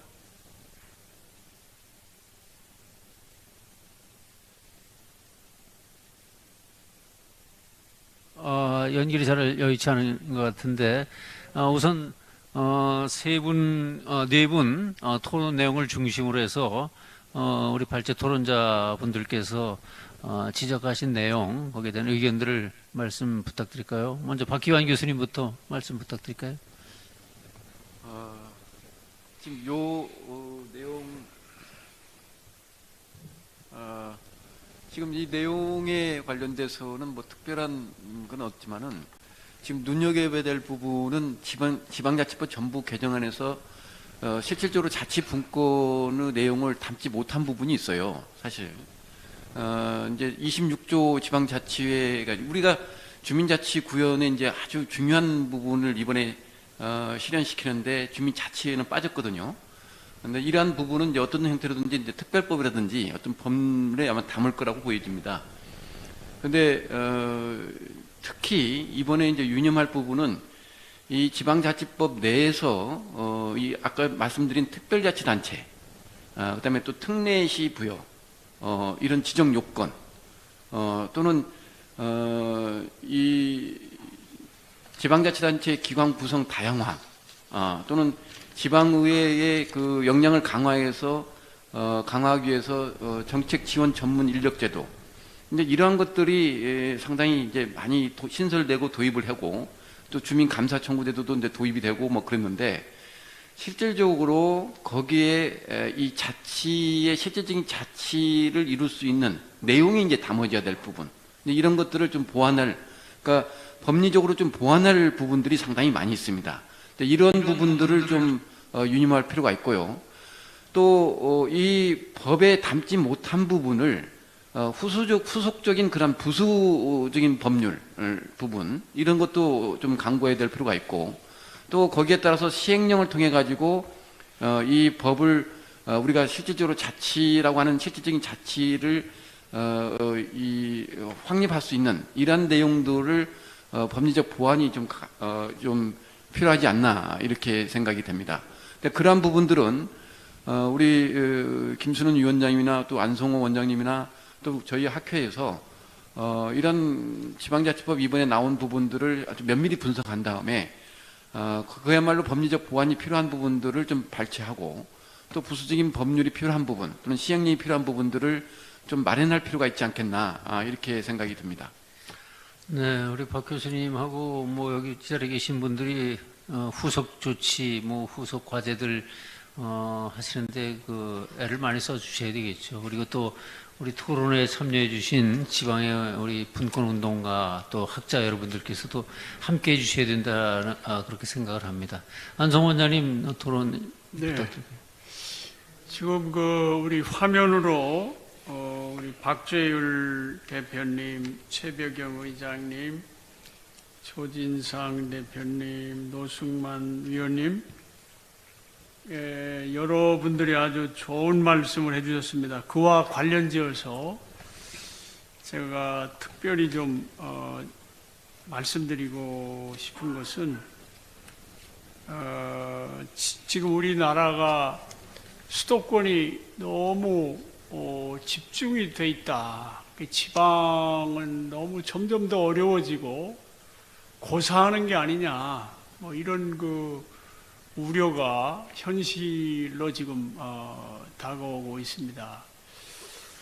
이걸 바꾸려면 헌법을 바꿔야 되겠다 하는데 저도 진심으로 공감하고 그런 노력을 우리 특히 이제 지방 분권에 관심을 갖지만 우리 대한민국이 잘 되기 위해서 지방 분권을 이야기하고, 지방 분권은 분권의 핵심이지만 그보다 더 중요한 분권, 이 시민으로의 분권, 그리고 다수가 결정하는 다수결을 인정하더라도 소수도 함께 공존할 수 있는 시스템을 만들어야 된다. 그런 측면에서 소수로의 분권, 이것이 굉장히 중요하다. 그래서 저는 우리 87년 헌법이 바뀌어야 되는데 87년 헌법이 어떤 특징을 가지고 있느냐 하면, 첫째는 선출된 엘리트들이 지배하는 대의민주제라는 겁니다. 우리가 대표를 뽑아서 민주주의를 한다. 이건 뭐 거부할 수 없는 명령이지만은, 대표들이 주민의 뜻과 다를 때는 시민이 주권자로서, 주인으로서 그걸 시정할 수 있는 길이 열려야 되는데, 현재 중앙 정부에는 막혀 있고 지방에는 요번에 법이 좀 변해서 좀 이제 개방이 됐지만 지방에서도 사실은 엘리트 지배, 대의민주제가 지배하고 있는 이런 87년 헌법 체제를 가지고 있고요. 두 번째 문제는 아직도 지방보다 중앙이 과도하게 권한을 많이 가지고 통제하는 시스템이, 특히 재정적으로 그런 시스템이 많다. 현재 불균형 상태가 되어 있는 것도 중앙정부에 대해서 불만을 토로하는 이유 중에 하나가 바로 그런 과잉 중앙 집권적인 재정 시스템에도 기인한다. 이런 생각이 들고요. 세 번째는 승자 독식 다수제입니다. 물론 민주주의는 다수결에 의해서 굴러갈 수밖에 없지만 소수도 이야기할 수 있는, 그래서 내 주장을 얘기해서 설득할 수 있는 기회가 충분히 주어져야 되는데 그런 시스템이 만들어지지 않았다. 이것이 다 권력이 집중되어 있다는 얘기인데 이걸 분권하자는 얘기입니다.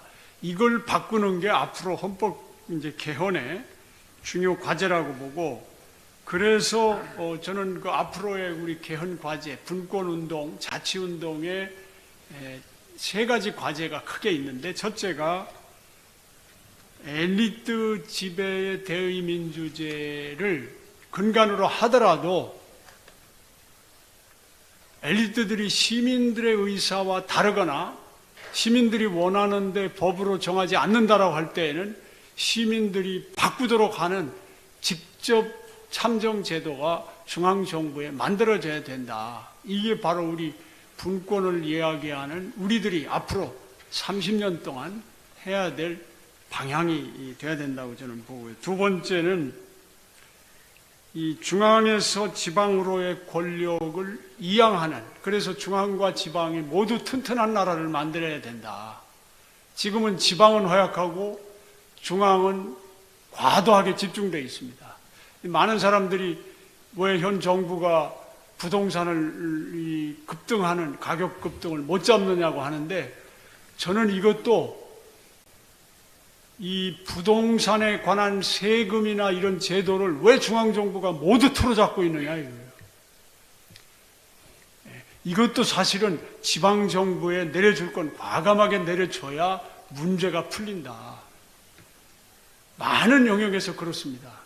지방의 활력이 살아나려면 지나친 과제나 통제로부터 자유롭게 만들어주는 이런 개혁이 필요한데, 이러기 위해서 최근에 보니까 강원도에서는 평화특별자치도를 만들어달라 이런 요구를 지금 하고 있는데, 지금 제주도나 세종에 특별자치라는 말을 붙여놨지만 이거 가지고 안 되겠다. 우리가 경제 자유지역을 만들듯이 정치 자유지역을 앞으로 30년 동안 만들어서 그 길로 가자. 그래서 실험이 일어나야 됩니다. 이게 스위스나 북유럽 국가들의 부강한 나라들로 가는 길이거든요. 우리가 이런 길이 열려지도록 지방의 창의력과 역량이 살아나도록 만들어줘야 진짜 우리가 바라는 균형 발전도 길이 생긴다. 우리가 분권을 하면은 지방 균형 발전이 안 된다, 역행할 수 있다라고 하는데, 중앙정부가 그렇게 안 되도록 하면 되는 거죠. 지방에 권력이 있으면 사람도 돈도 몰리게 돼 있습니다. 그런 자치 역량을 통해서 발전의 길을 열어주는 지방 분권이 풀뿌리까지 이어져야 된다. 이게 우리가 앞으로 해야 될 과제고요. 세 번째는 특히 우리 중앙 정치, 지방 정치도 그렇습니다만 중앙 정치에서 문제가 뭐냐면 여야 간의 싸움입니다. 이게 여당이 야당이 바뀌면 또 그렇게 싸우게 돼 있어요. 이것이 사람들이 나쁘다, 정치인들이 나쁘다기보다는 제도의 문제가 저는 크다고 봅니다. 이게 승자 독식 다수제라고 하는 거죠. 이거를 해결할 수 있는 길이 나와 있습니다. 이게 어떻게 하느냐?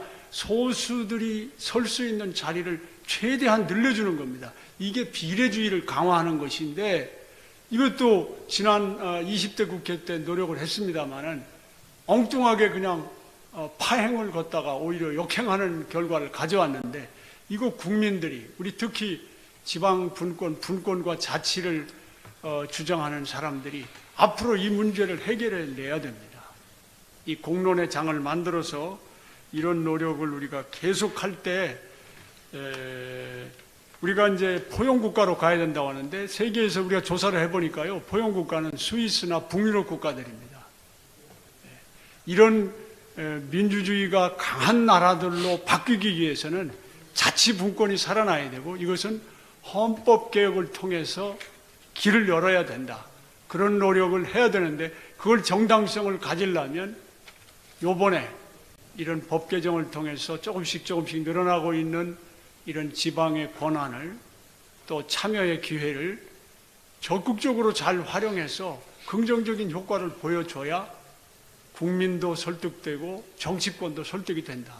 이거 우리에게 남겨져 있는 과제다, 이렇게 생각을 합니다.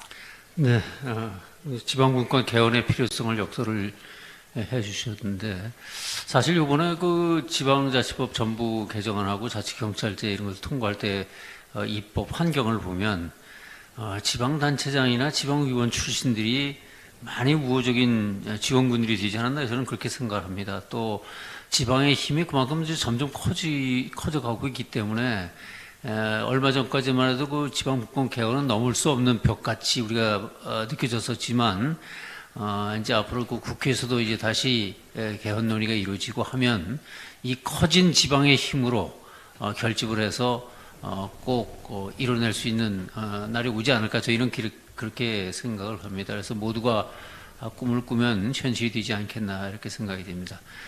우리 김순우 위원장님 토론과 관련돼서 네. 발언 부탁드리겠습니다. 근데 오늘 행사는 우리 강원도민일보 강원연구원이 주관을 하셨는데 생각이 되게 비슷한 분들만 오늘 모이실 것 같아요. 되게 자치분권에 우호적이고 또 적극적인데 이렇게 이런 분들만 모이면 자치분권 개혁 못할 게 없습니다. 그런데 현장에 가보면 저희들이 늘 소수라고 하는 걸 느낍니다. 여러분들 다 기억하시겠지만 오늘 헌법 중에서 많이 나왔는데 2017년도에 자치분권형 헌법 개정 국회까지 다 발의돼서 갔다가 국회에 비협조로 좌절된 경험이 있지 않습니까? 그러니까 저는 우리 역사를 보면 지금 지방자치 역사는 전 40년이, 오늘 이제 91년도부터 따지면 이제 내년이 만 30년이 되고 52년부터 해도 61년까지 한 9년 동안 했었잖아요. 그럼 이제 그걸 다 더하면 40년이 되는데 우리의 중앙 집권 역사는 974년부터 따지면 고려 광종 4년 그 해가 노비안건법이라고 하는 법을 만든 때인데요. 이 노비안건법의 핵심은 지방에 있던 지역 유지들의 사병을 없애는 제도입니다. 그러니까 이제 지역이 힘이 있으려면 자기 군대가 있어야 힘이 자기 목소리를 내지 않겠습니까?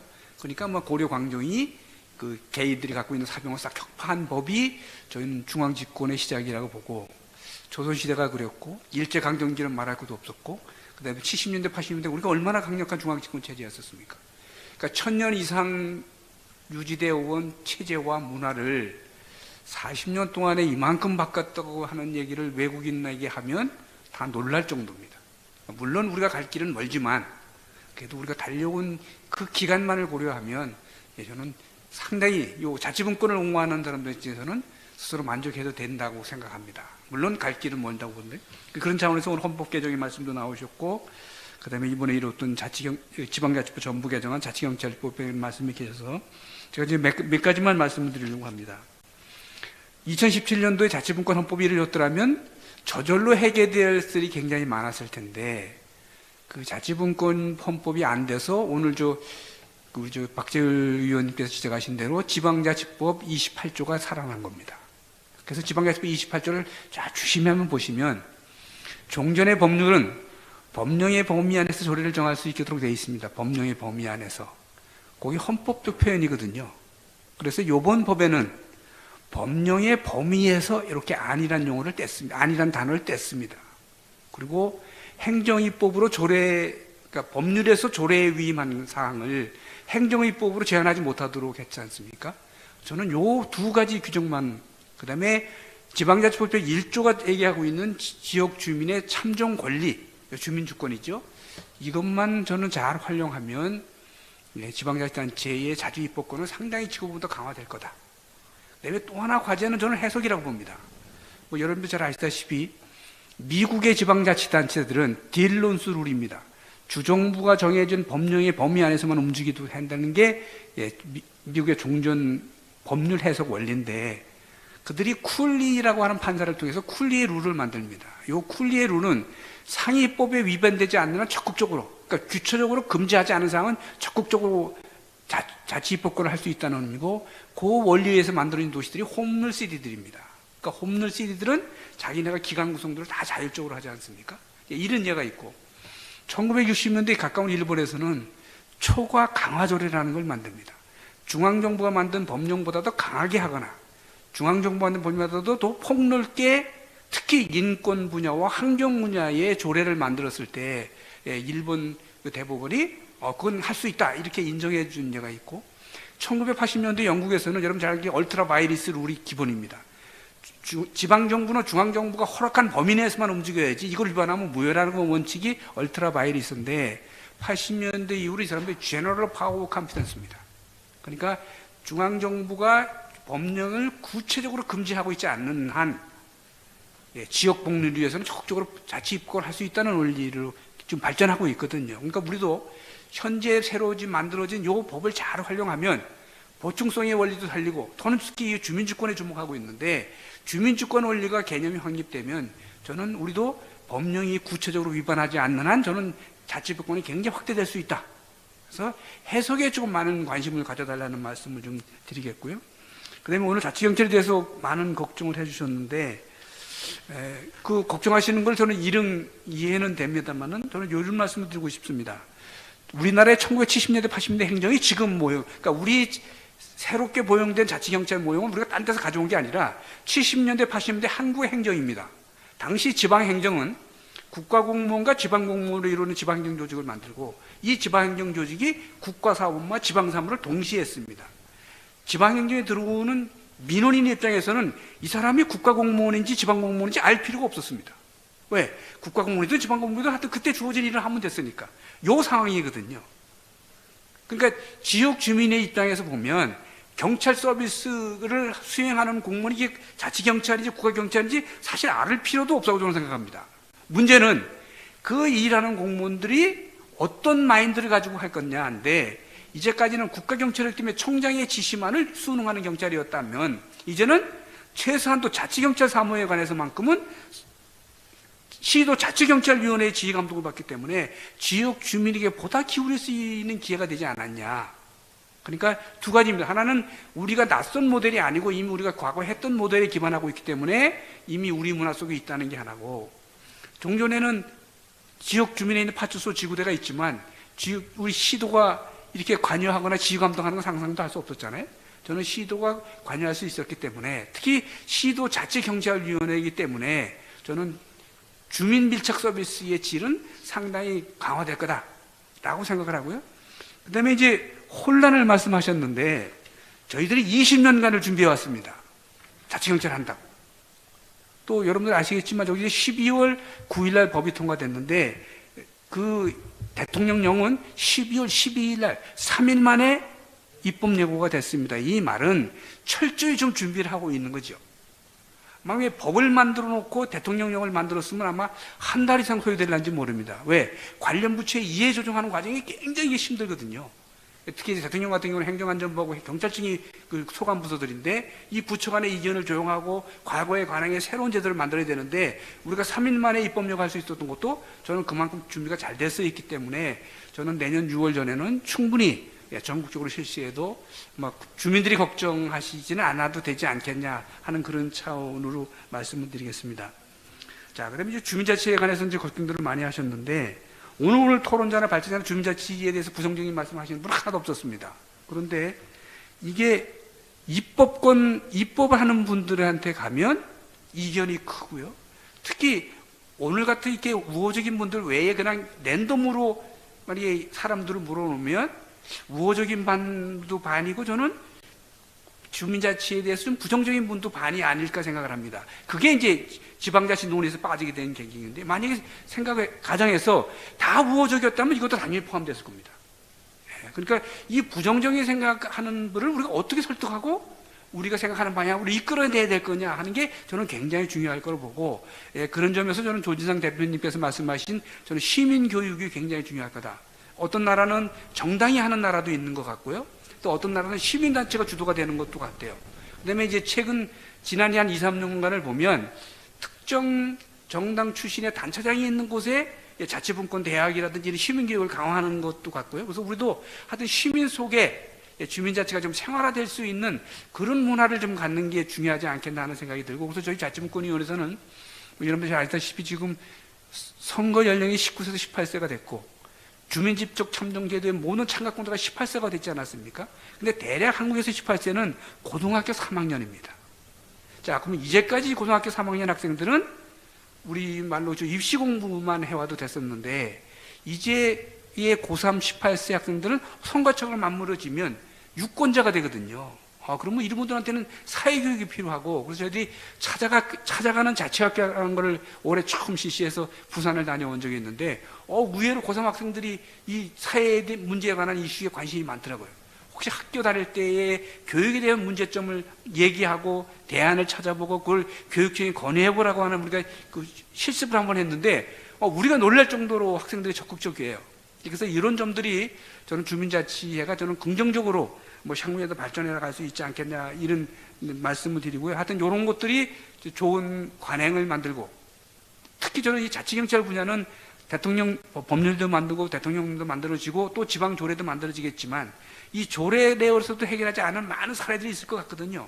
그러면 제1기 구성되는 저는 시도자치경찰위원회와 관련된 경찰관들이 만들어내는 요 초기의 관행들이 저는 자치경찰의 미래를, 명암을 좀 결정하는 중요한 요인들이 아닐까. 그래서 그 과정에 오늘 발제 토론해 주신 물론이고 하여튼 지역 주민들께서 자치경찰이 좀 성공적으로 안착될 수 있도록 많은 관심도 가지고 좀 질책도 해주시고 이렇게 해야 하는 과정이 우리에게 주어진 중요한 과제가 아닐까 하는 말씀을 드리겠습니다.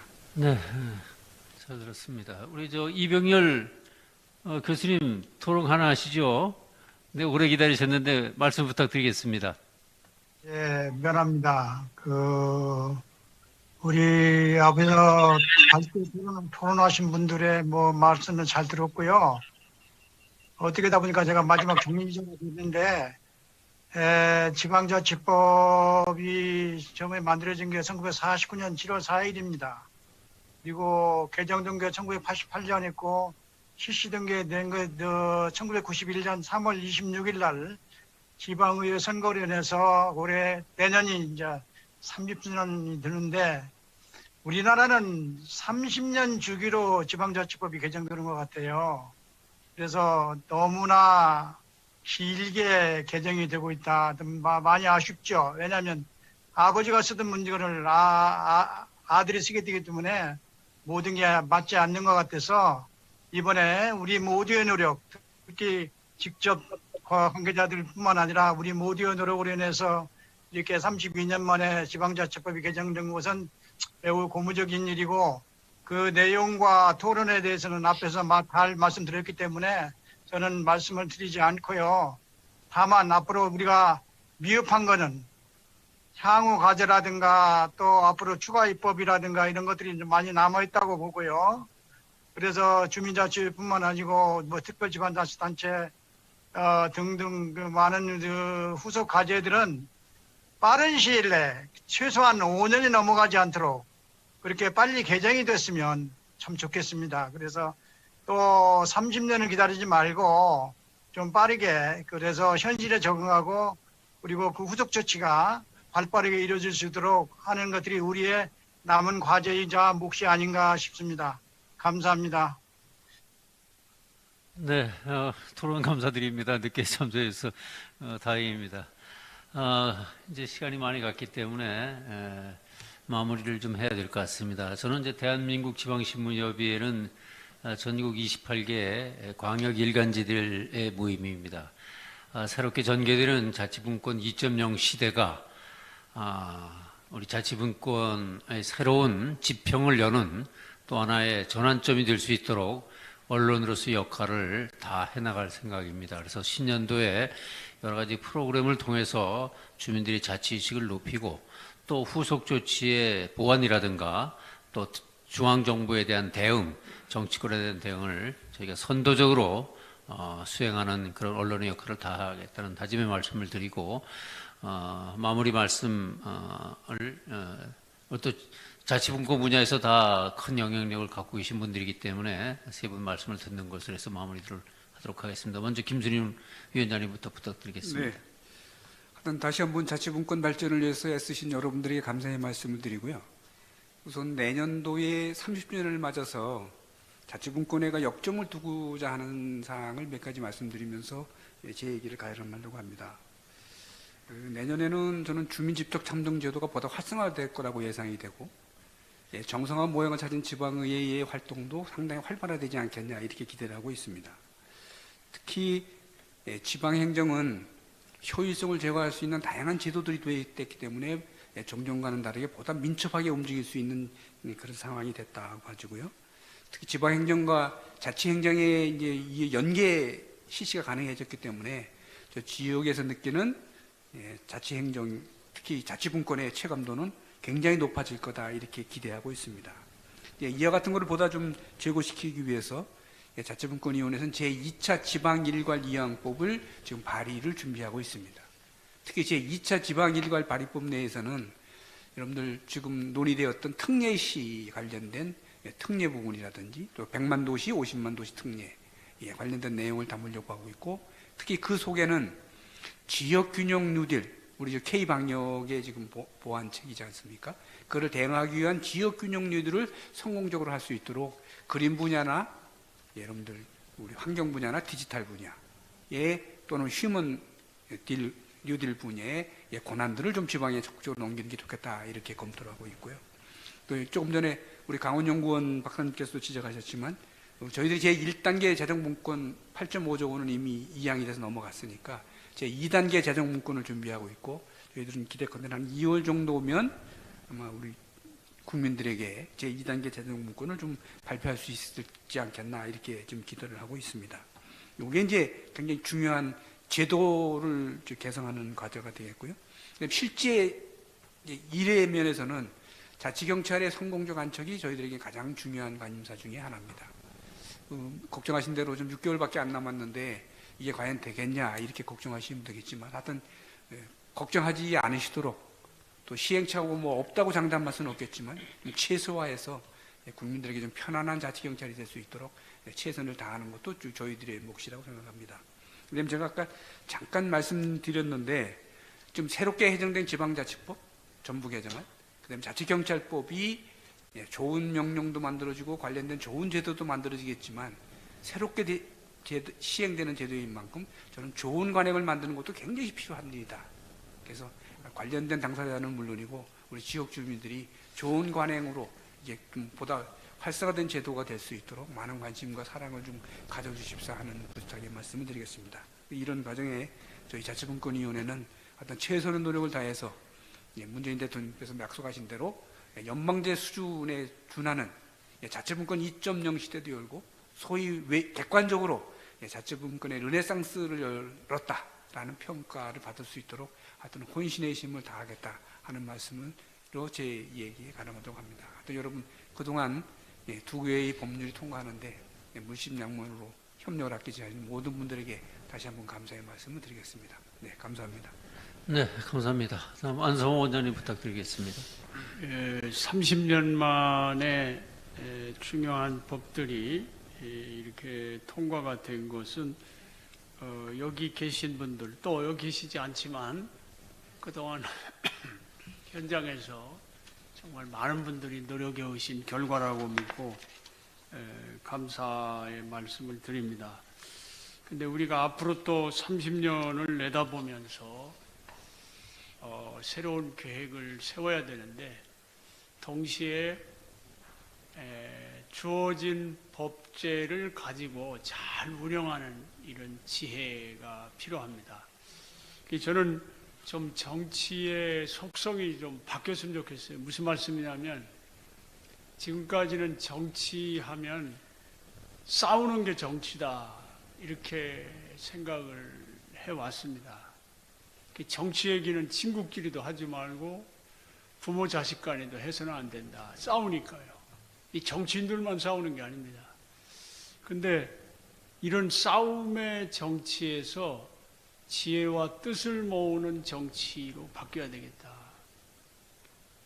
또 그러려면 정치를 정치하는 사람들의 몫으로 이렇게 돌리고 정치 얘기는 안 하는 게 신사숙녀인 것처럼 말하는 이 잘못된 관행도 벗어나야 되겠다고 생각합니다.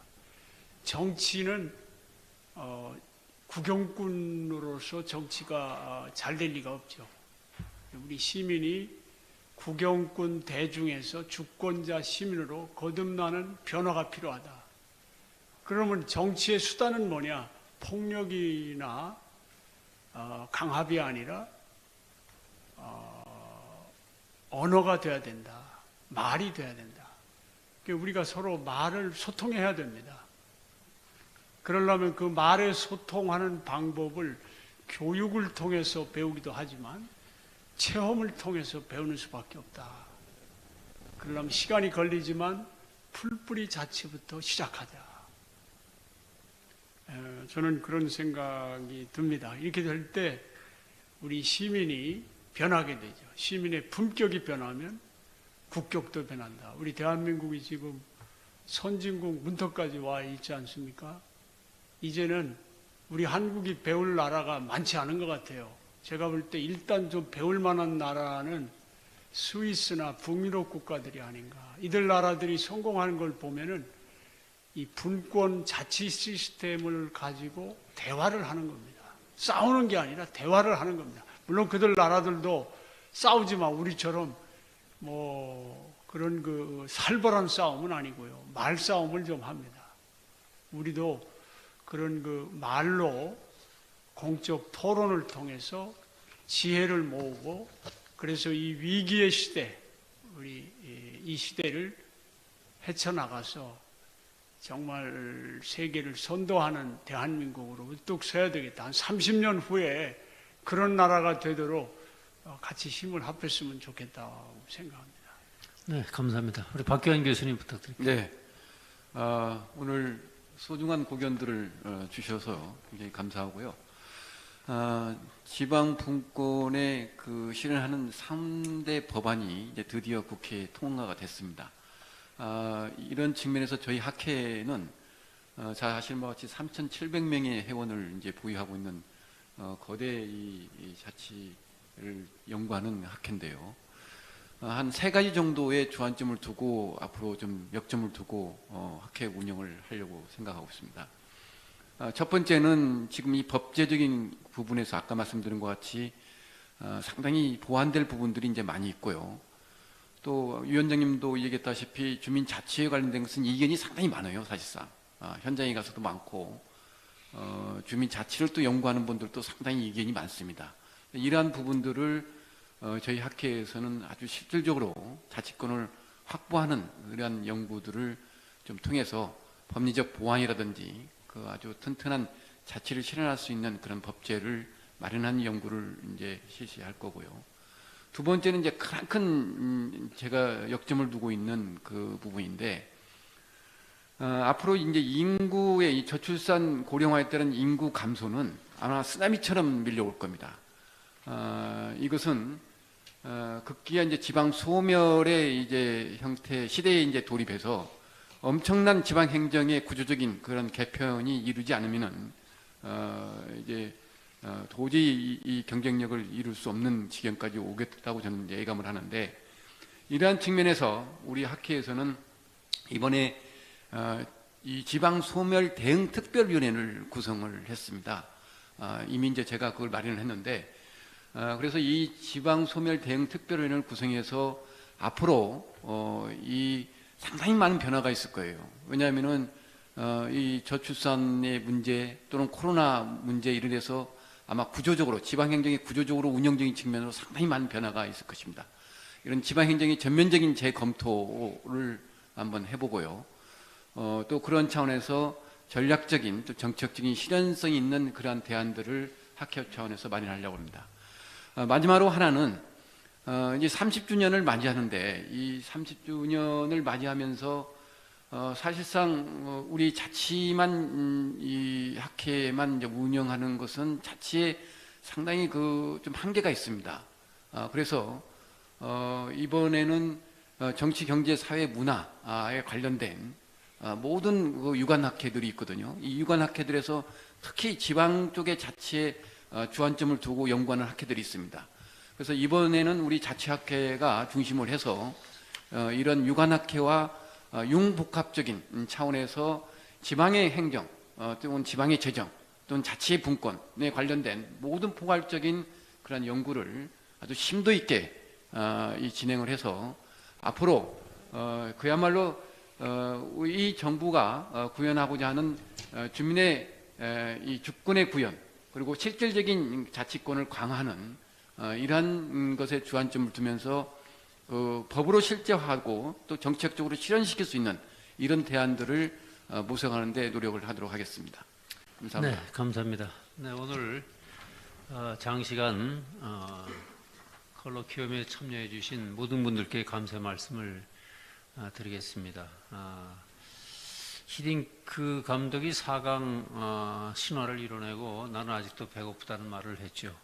자치분권이 아직도 좀 배고픈 그런 분이 아닌가 생각이 되지만 어쨌거나 우리는 32년 만에 지방자치법 전부 개정안, 또 75년 만에 자치경찰제를 이제 목전에 두고 있습니다. 이런 보람과 성과를 함께 공유하면서 새로운 자치분권 시대, 더 나은 민주주의, 더 나은 풀뿌리 민주주의, 성숙한 자치분권 국가를 만드는데 우리 함께 할 것을 다짐하면서 좀 충분한 시간을 드리지 못하고 코로나 문제 때문에 아쉬운 토론이었다고 생각이 됩니다.